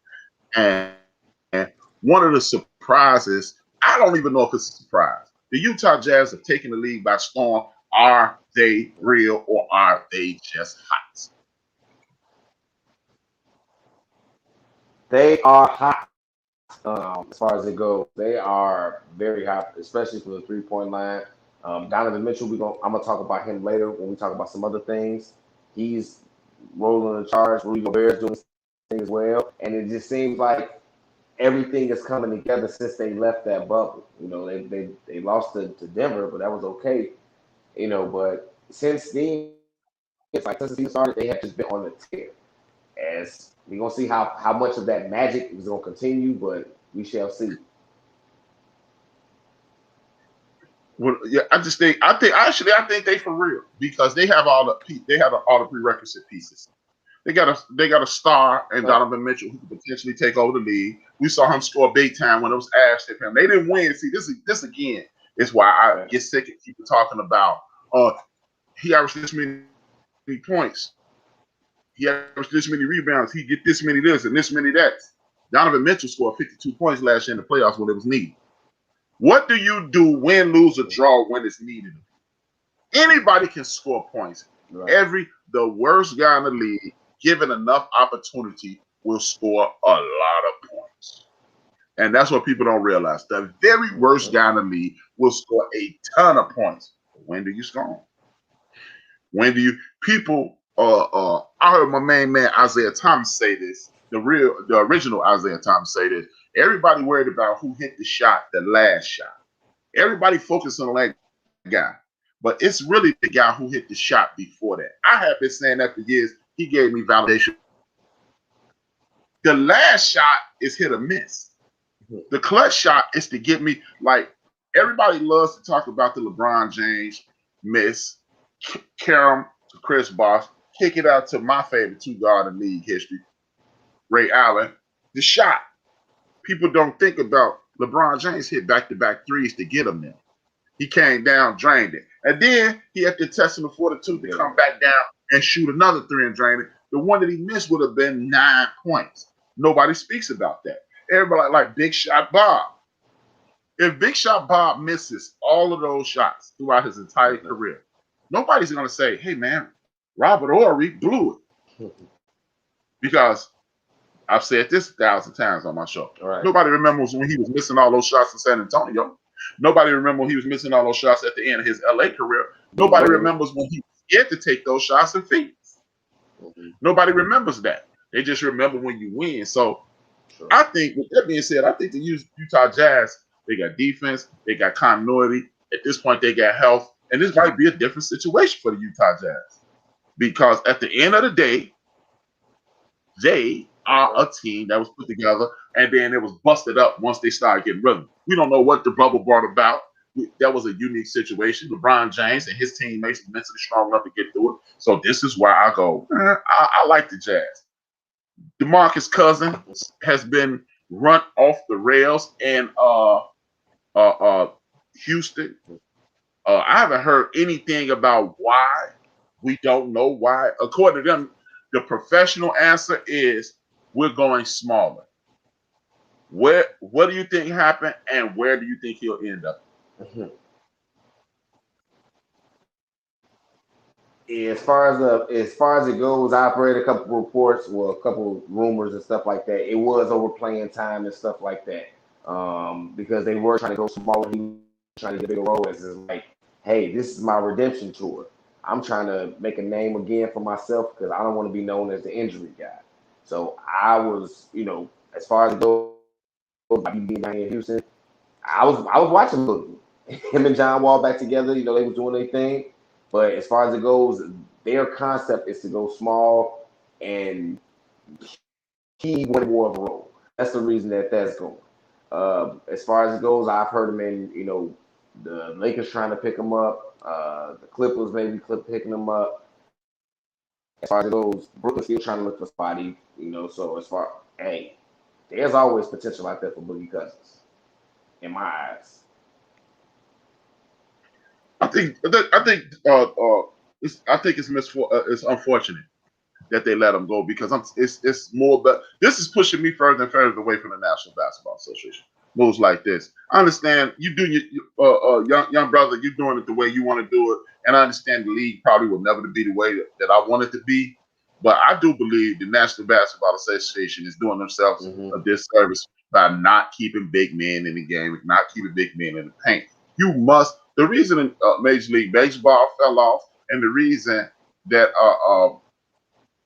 National Football Association, National Football League is always on top is because diversity in play. You got some teams that run the ball down your throat via the Tennessee Titans.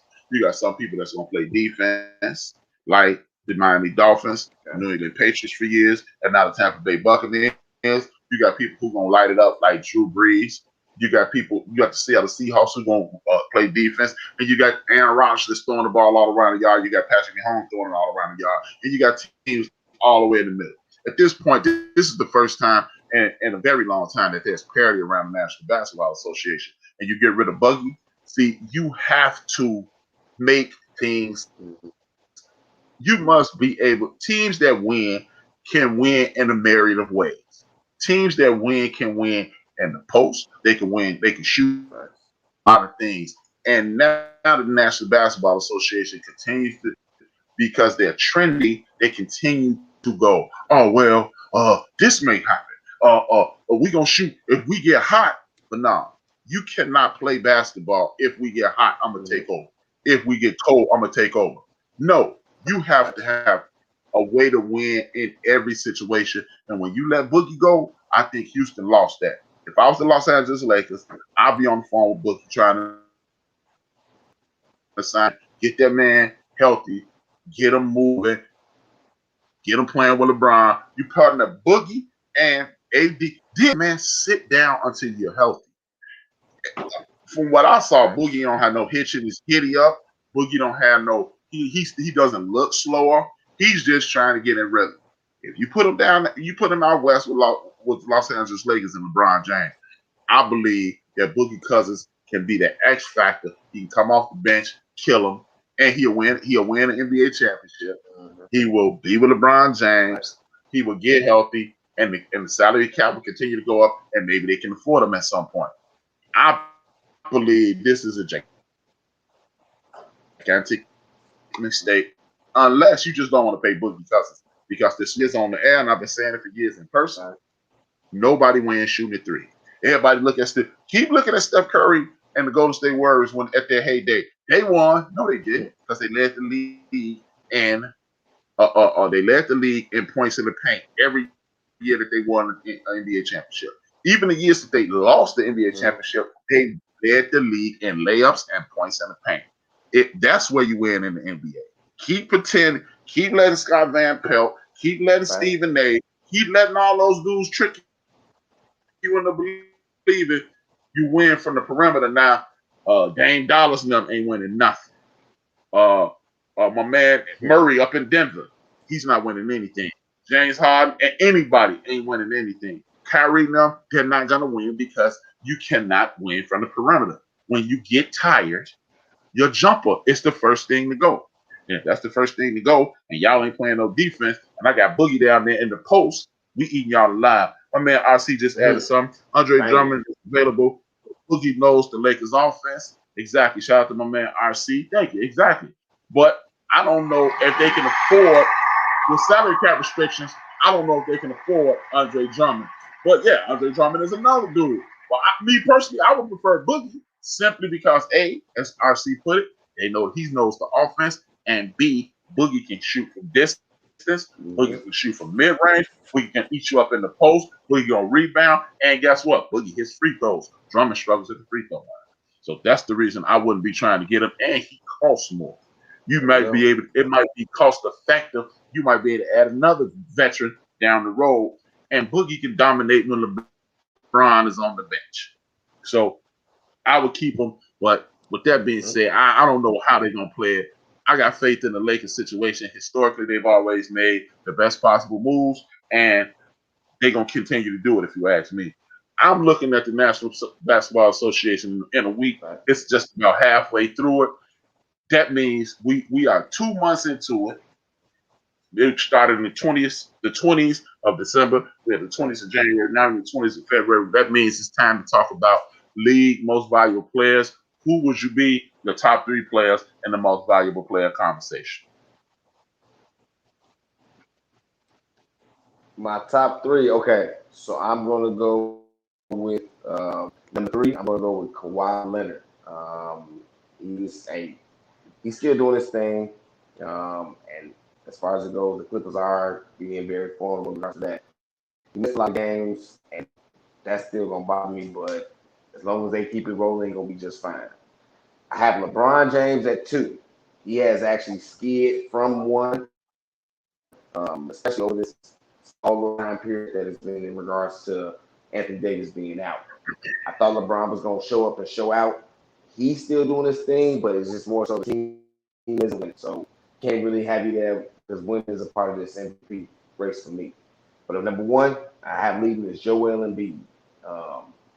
He still has a factor of missing some games too, so that's kind of knock on him. But as far as it goes, that man is balling. He is killing the game. He's the big man that you're actually asking for.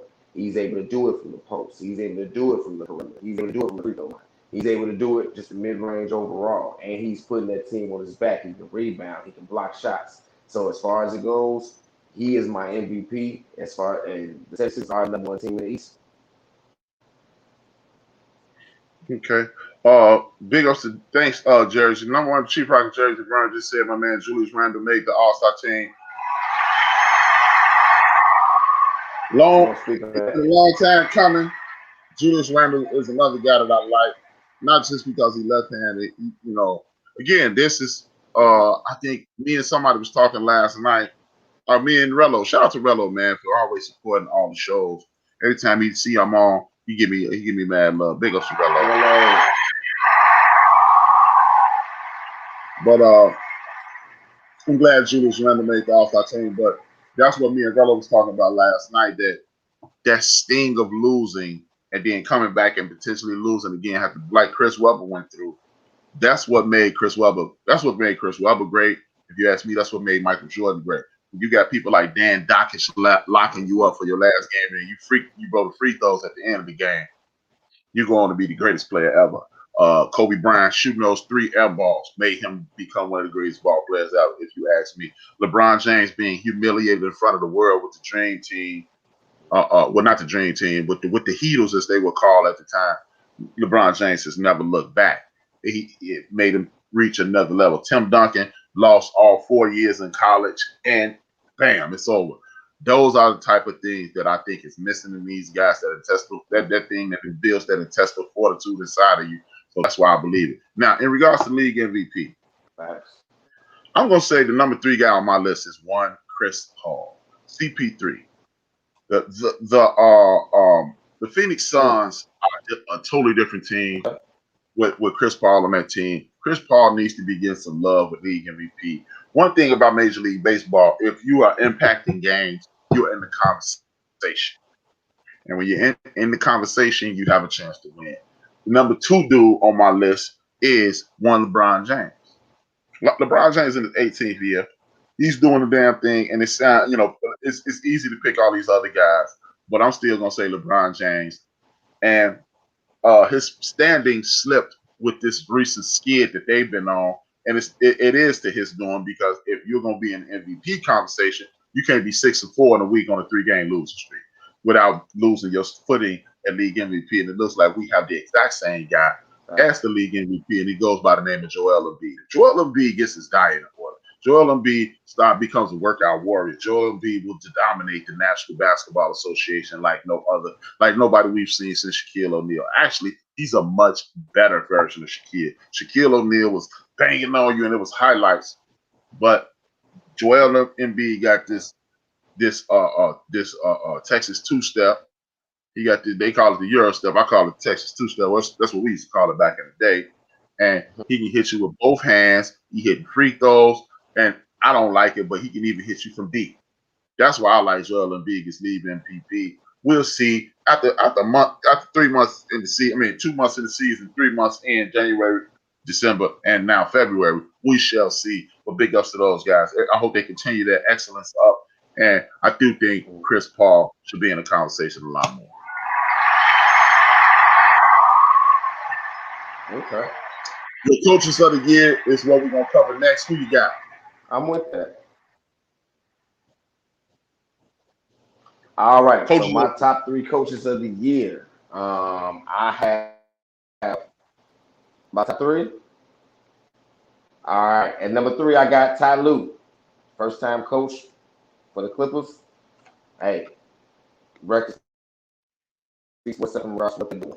Quinn Snyder over in Utah. They got number 1 team in the West, so he definitely needs to get them boys. He got them boys rolling. We already talked about what happened in the bubble, and we see how they're coming out. They got healthy. They're playing great basketball. But number 1, I do have my boy Doc Rivers. As far as it goes, he figured something out in regards to the 76ers and Joel Embiid. I don't know if he fit that switch for him in regards to, like you said, being a workout warrior, just making sure he took care of himself more. But Doc got rolled over there. Number 1 team in the East. Doc is my coach of the year right now. Well, I got the same 3, but Snyder's 3. I got Doc number 2, and I got Tyronn Lue number 1 because Tyronn Lue is doing toughest job, if you ask me. I think even though I think Brown was trash as the coach for the Philadelphia 76ers, I think Doc had the easiest transition because all he had to do was go over there and show them his championship ring. Say, hey, they gonna blame y'all. I just think he's not doing the job that what's his name? Tyronn Lue is doing. Tyronn Lue is still coaching around injuries. He's coaching around this whole what is it? What they call it? Resting shit. This managing of games, managing of personalities. If Doc gets the moment Doc got Ben Simmons to buy in, or the moment he got Joel to buy in, it was easy sledding. Joel Embiid seems to already be bought in. He actually has my main man Ben Simmons shooting from not just free throws. I mean, not just he's shooting jump shots now. Not a lot, but he's shooting more than he was. So I'm load management. Thank you, Big Illinois. Big up to Big Illinois for that. That load management thing annoys the hell out of me. But I'm going with my man Ty Lue as coach of the year, and it's real hard to get me to go against the Chicago Cat. But I'm rocking with Doc, man. I want Doc to win the championship, but I would love for Doc to represent the Philadelphia 76ers to win the championship because I think he got a raw deal. I think the Clippers are not as mentally tough as we would like them to be, and that's why I give it to Tyronn Lue. As Big Illinois just said, Tobias Harris is killing too. So I just think they added the structure and the focus over there. But Tyronn Lue, he got a lot. You got Lemon Pepper Lou ain't right. You got Bev ain't right. You got Paul and Kawhi doing this load management thing, and he still got them at the top of the food chain. That's why I'm rolling with Tyronn Lue. Big ups to Tyronn Lue. Big ups to the National Basketball Association. Y'all turning me off a little bit, but in some instances, I'm enjoying it. I ain't even mad at that. Like you said, we got all 3 of the same people on there, just a different order. So I'm not even mad at your list. I ain't mad at you. You are listening to the End of the Bench podcast. Hosted by my man HRap B on Built for This Network. Thank you for tuning in. Please make sure you hit the like button.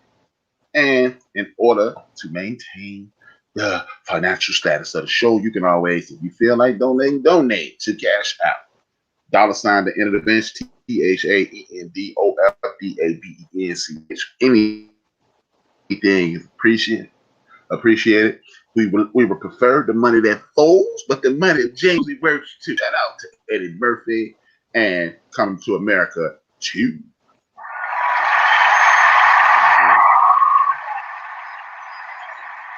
Also, our new slogan, as you see in the background, is just do it. And y'all know where I got that from. Just do it. Just do it. Get up and do it. Like my man Lewis used to say, I need you to get up and do it. Now, we're going to close this out with a little National Football League. We're going to do this little speed round. It's about 15 minutes to go. Carolina Panthers versus Teddy Bridgewater, even though he sounds like a character in the children's book. What do you think about that situation? They offered the kitchen sink as well as Christian McCaffrey. Is this why they're winning, or do you like this new mentality, NBA style mentality of the owner of the Carolina Panthers? I'm listening. As far as it goes, and they trying to give up the kitchen sink for it was that for Watson. I mean, I understand Watson's I even said we'll throw the kitchen sink at Watson in regards to being a coach fan, even though we knew it wasn't going there. But there is something happening in Carolina. Teddy Bridgewater was doing his thing, and Christian McCaffrey was hurt most of the season. So it's like, man, give it a chance. But hey, he wanted to win now. But if you trade away all your workhorses and all that, what you gonna be left with? So I don't care for it, but hey, it ain't my team to root for.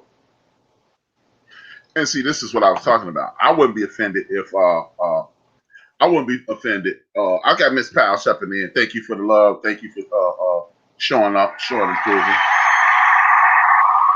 Quinn Snyder, Big Illinois said, Big Quinn Snyder is the coach of the year. My man Steve Lott says facts. I think he's agreeing with you. Okay. With that being said, this is another case in which this is what I was talking about with the Draymond Green situation. Draymond Green came out and vehemently said that the NBA disrespects them by telling them that they need to be on top of their shit when, okay, you're going to trade me, but you need me to stay in shape. You need me to stay focused. You need me to be professional. But you also can whisper things out and ruin my reputation. That is 10 billion% true. But you need to stay professional, stay in shape for your own business. You don't need to do it because the NBA done it. They don't owe you anything. Give me my check. Right. See, that's the thing. Give me my check and I'm out here. I wouldn't give a damn if they offered to trade me for the weakest player in the National Football League if I was Teddy Bridgewater. Pay me my money and I'm out. Y'all owe me this much money. Y'all can bench me. Y'all can trade me. Y'all can do what y'all want to do. Send me down to Miami and I'm going to kick ass and take name. Send me up to the Jets. I'm going to kick ass and take name. Send me back up to the Vikings. I'm going to kick ass and take name. Send me to the Bears. I'm going to kick ass and take name. I'm here to play football. Y'all can say what y'all want to say. Players need to get over it. These are not your friends. These are your employers. If you want to trade me, it's cool. A lot of people was up in arms. They disrespected Teddy. They did this and they did that. I don't care. If I'm Teddy B, the money's it's the money. Did the check bounce? Okay. Well, I'm playing up there now. Again, this is why when me and Rello was talking last night, I told Rello, if I was a professional athlete, I would buy a house where I want to live. If I was married, I would tell my wife, come on to XYZ town. We're going to rent. I would explain to my kids at any point we can be traded. So you can either stay home and go to school and your mom could come through the week and check me out, or y'all can live here. But understand, you're not going to make friends because we can go at any time. Until athletes get that mentality, they'll still be jacked up. RC said Teddy Bridgewater come back. Teddy Bridgewater come back to Minnesota. Zimmer didn't want to let you go. That was the GM. Shout out to RC. Me and RC has mentioned that several times on my show, and I think he's mentioned on Chief Rock's show. I'm totally with it. This is not the friend affair. It is the NFL. These are not your friends. No, that's the only thing I disagree with Draymond. And besides the fact that Kyrie causes his own mental anguish, because for a person to not like the media and feel that the media disrespects him at every turn, he talks to the media an awful lot. Big Illinois said, Teddy, take your signing bonus and go to another team. Teams ain't loyal. You are correct. I totally agree with Big Illinois. See, once these dudes realize that they at work, you just got the dopest job. You just got one of the dopest jobs in the world.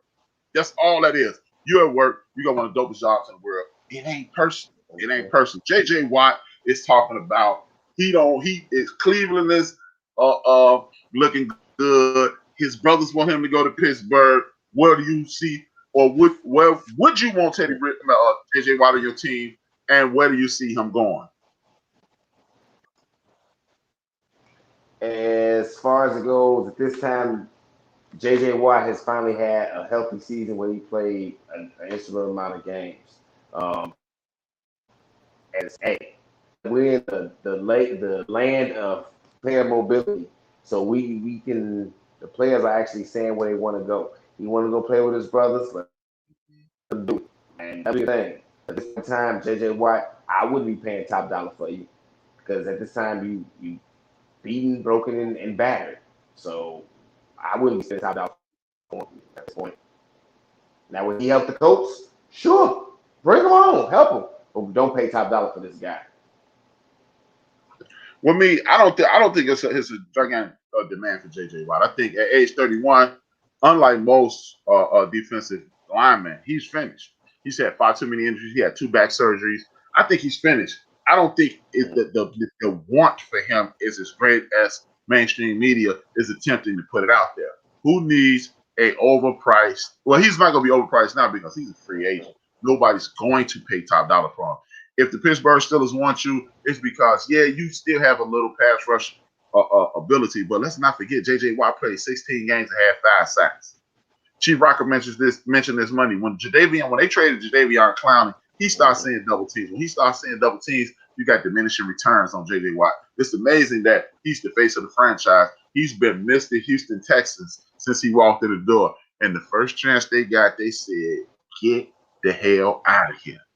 J.J. Watt, in my estimation, has been about 25-30% media hype anyway. And again, like J.J. Watt gets all these sacks, but J.J. Watt rarely gets sacks in the fourth quarter. This is why, again, I'm going to be a broken record to this until this sinks into people's head. You can do all that woofing and talking you want about stats. He averaged this. He got this many. He got that many. This many shots, this many catches, this many touchdowns, this many whatever your sport is. Did you get any of those in the fourth quarter? Yeah, he averages 32 points a game. He averages 4 in the fourth quarter. He averaged 25, 35 home runs. How many home runs does he hit between August 15th and the end of the World Series? I don't care what you hit. Like they used to call my man Dave Winfield Mr. May. Because in May, he was the man. In September, he wasn't. So I don't care about your averages. What do you do when it counts? Michael Jordan went 0 for 17 one night against the Miami Heat and scored like 35. Yeah, y'all got me in the first half. Get out of my way. Right. And that's the beauty of it, man. So J.J. Watt, I don't think you that big time. You talking about you might go to Pittsburgh, you might go to Cleveland. And the one thing I know that I didn't hear, a lot of teams saying, what's up with JJ? Didn't hear that. Big Illinois has dropped this in. Top 3 in quarterback pressures. It's not over yet. And he's a situation pass rusher. And he might be. Again, when you're to me, it is over when you're a situational pass rusher because they used to try to compare this man, Big Illinois, to Reggie White and LT and all the other big time pass rushers. Last time I saw LT in the football uniform, he's winning the Super Bowl. Oh, he was making a difference. Last time I saw Reggie White, he was making a difference after coming out of retirement.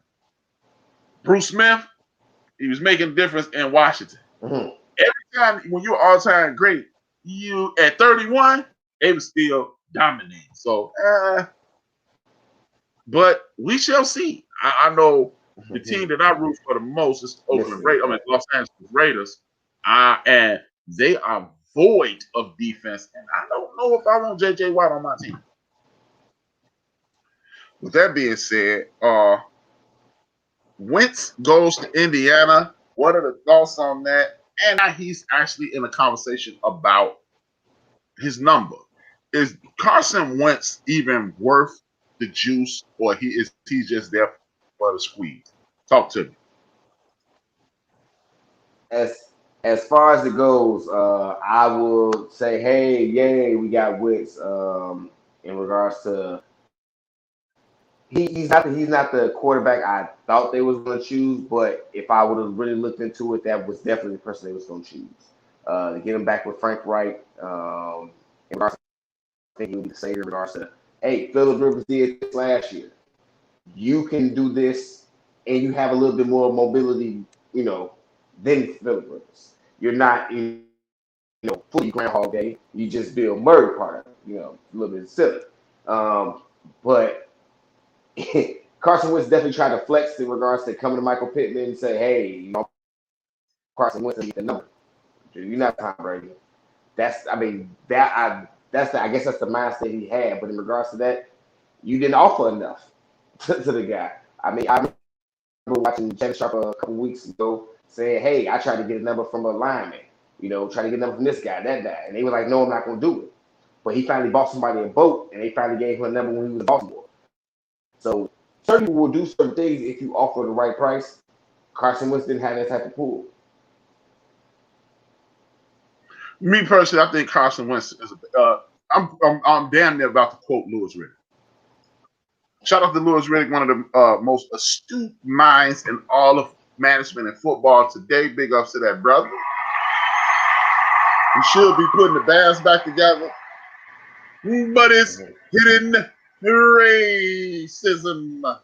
But anyway, I think Carson Wentz is a basket case. He doesn't get along with his teammates. See, I'm gonna go ahead and keep it funky with you. I'm not gonna do all this, the coach, all this fluff. Carson Wentz is a basket case at this point. He mentally is shook up. Now, at the end of the year before last, he did have a 6-7 game stretch where he looked pretty good. He looked very good. I'm not gonna omit again. People always go right back to the Super Bowl year. Actually, the last 6-7 games of the season, Carson Wentz looked pretty good when he was throwing to practice squad duels and rereads. So I'm gonna give him that. But anytime you up and down, up and down, up and down, up and down, that's something between your ears. So if it is something between his ears, if you put him with a coach like Frank Reich, who he's played with, who's comfortable with him, and again, this is why I say coaching is king in football and coaching is king in college. Because the one good thing about Frank Reich that I've noticed, and the one good thing about great football coaches is this: they coach the talent, not the system. Shout out to even though I'm not as much in love as with Coach Harbaugh as I used to be, Coach Harbaugh coaches the system, not the player. Coaches the player, not the system. He changed this whole situation with Jackson up there. And hopefully they'll take a page out of the great Bill Walsh's book, I Rest His Soul. These are the plays you run well, and we will incorporate these as we improve down the road. They have great receivers. They have great offensive line. They got great defenders. They got salary cap room. This is a dude that won't hurt them in regards to taking his chance. It speaks volumes that the Philadelphia Eagles will be willing to take a $22 million salary hit to get you out of their locker room. That speaks volume. That speaks tons against a player that he should drink Jack and it clears mind. That's what Big Illinois is saying. And I'm forced to drink Jack with Big Illinois, but Big Illinois with that bull. But it's going to be an interesting situation. In regards to the number thing, I don't understand. I used to love the number 5. Number 5 was my number. I went from number 44, Reggie Jackson, to number 32. Really telling my mom I was going to retire when I was 32 and really like Marcus Allen. So later on in my years, I played number 5. The number's only dope if you dope. Because guess what? When I was coming up, the number everybody wanted to wear in basketball was number 6, Dr. J. Then everybody wanted to wear number 23 or 32, like Magic 32, 33, Magic Johnson, Kareem, Larry Bird, and Kid. So the number only good because you. So you get over it, bro. You need to be trying to leave that number the hell where it is, and before they send your ass back to the scrap heap. Big Ben Roethlisberger, the general manager, has said, Ben Roethlisberger is the quarterback as of today. If you're Ben Roethlisberger, what's your next move?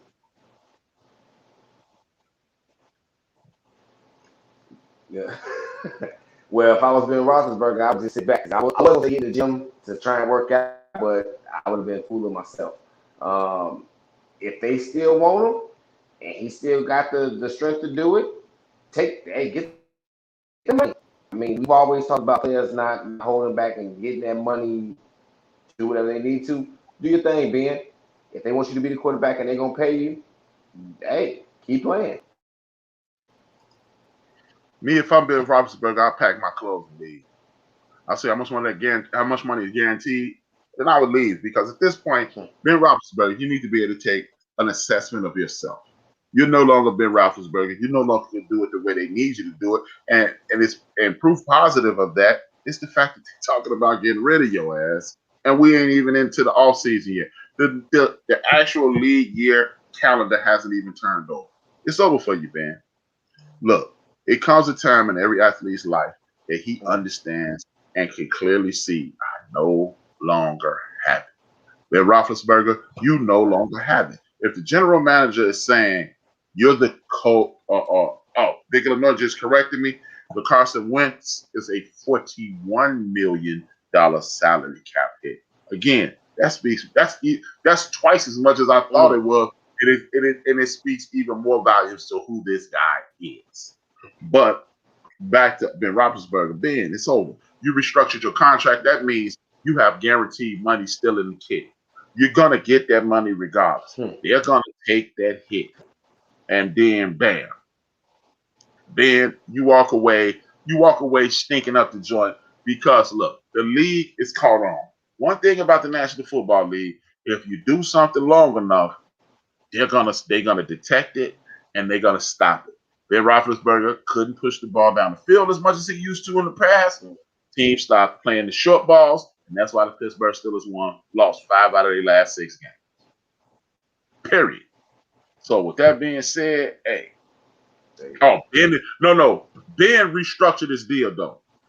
Big Illinois said Ben is a $41 million hit. He restructured his deal 2 weeks ago. When he restructured his deal, it's 2020 now. Again, that's what I'm saying. That money is guaranteed, I think. If that's guaranteed money, take your money, walk off into the sunset. You set them up for $2 $20 million salary cap hits. You go walk away like Troy Polamalu. I don't think there's another team in the National Football League that's going to give him the Drew Brees treatment, because that's what's wrong with Drew Brees.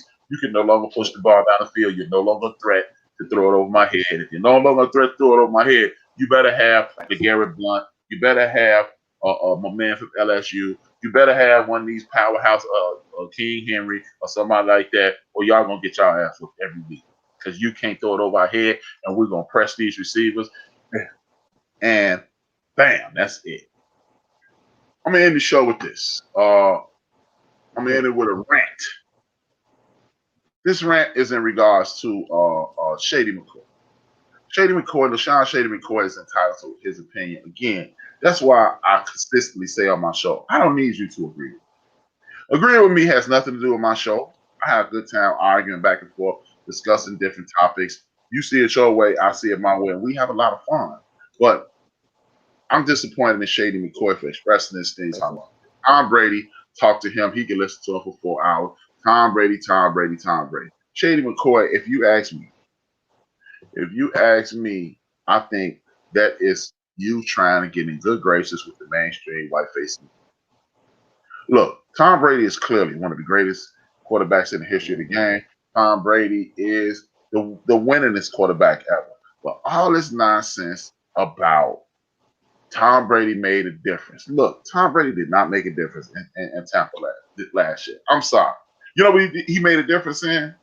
Instead of my man Byron Leftwich throwing all them deep passes down the middle of the field and up the sideline that Jameis Winston threw for 5,000 yards with, you did chuck and duck all the way down the field. You got a Ndamukong Suh down there. You got my man on the outside. You got Jason Pierre-Paul. You got Winfield. You got that linebacker in the middle. You got Winfield at safety. The DBs matured. They already the last 8 games of the season, they had a top 3 defense. That defense is picked up where they left off at, and voila, they won. That does not diminish Tom Brady, but all this ball watching Tom Brady, Shady McCoy, you need to hurry up and get the hell up out of here with that nonsense. Take them to Super Bowl rings you got, and because you starting to sound foolish, brother. You sounding mad foolish. I understand you got a whole lot of trouble and you trying to see if you can get into the Hall of Fame of ball watching Brady, but it ain't gonna work. Drew Brees and Ben Roethlisberger equal 45-year-old relief pitchers coming off Tommy John surgery. Yes, you are right. Drew Brees, Ben Roethlisberger, Big Illinois. I totally agree with Big Illinois on that. Next week, one of the topics we'll be talking about next week, I might do a show Thursday. It ain't going to be about sports. It's going to be about getting days off my chest. But I'm thinking about it. Next week, one of the topics we're going to talk about is the franchise tag. This is something that is controversial.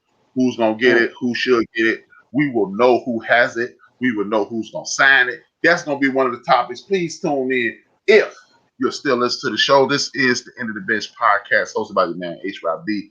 Please hit that like button. Please hit that subscribe button. I got more people and not enough likes. I see a lot of people listening and I don't see a lot of likes.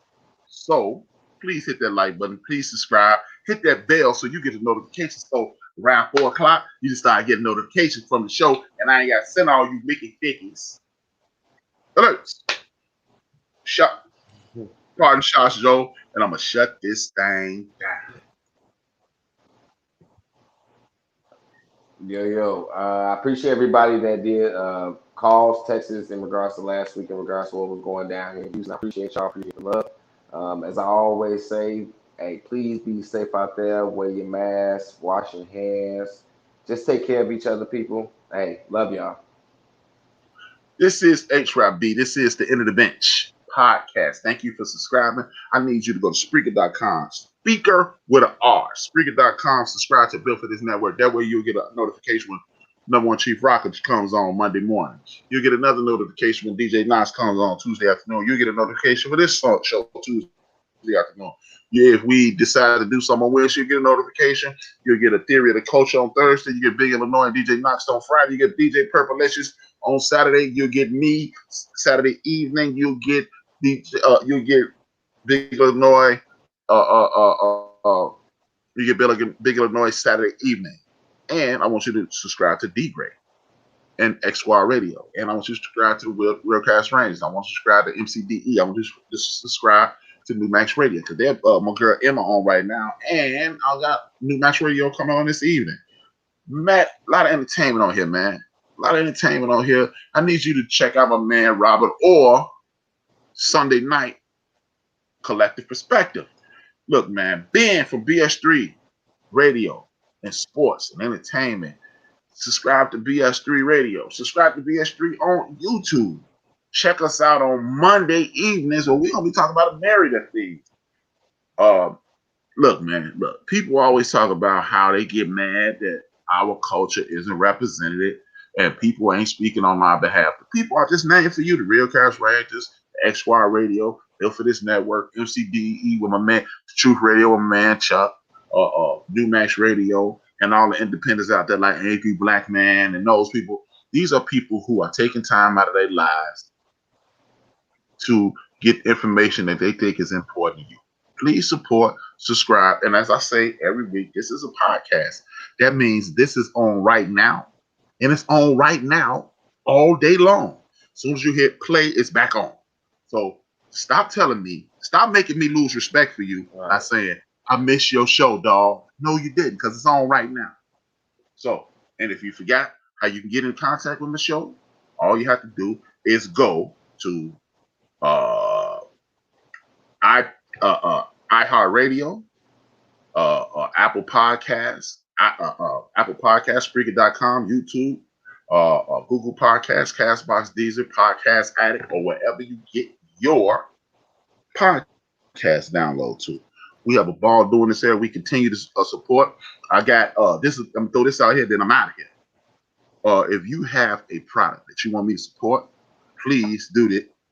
Reach out to me and maybe do a little video with your phone. You got these Androids and these iPhone and all that. Send your boy a video, and I'm gonna put it up and play it in the middle of the show, mute everything, and then you can see your commercial, and then I'm not charging you nothing. You know what I'm charging? I need you to subscribe to my network, and I need you to subscribe to my YouTube page. That's what it's gonna cost you, because we need people to support and subscribe, and then I need you to hit that cash out, because that's where the money resides.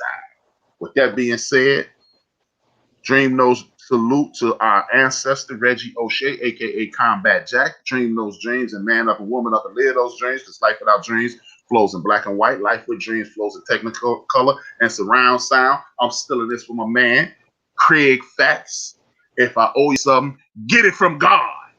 And most important, stay focused, do what you got to do, stay on top of everything, because if you ain't on top, you are going to end up on the bottom.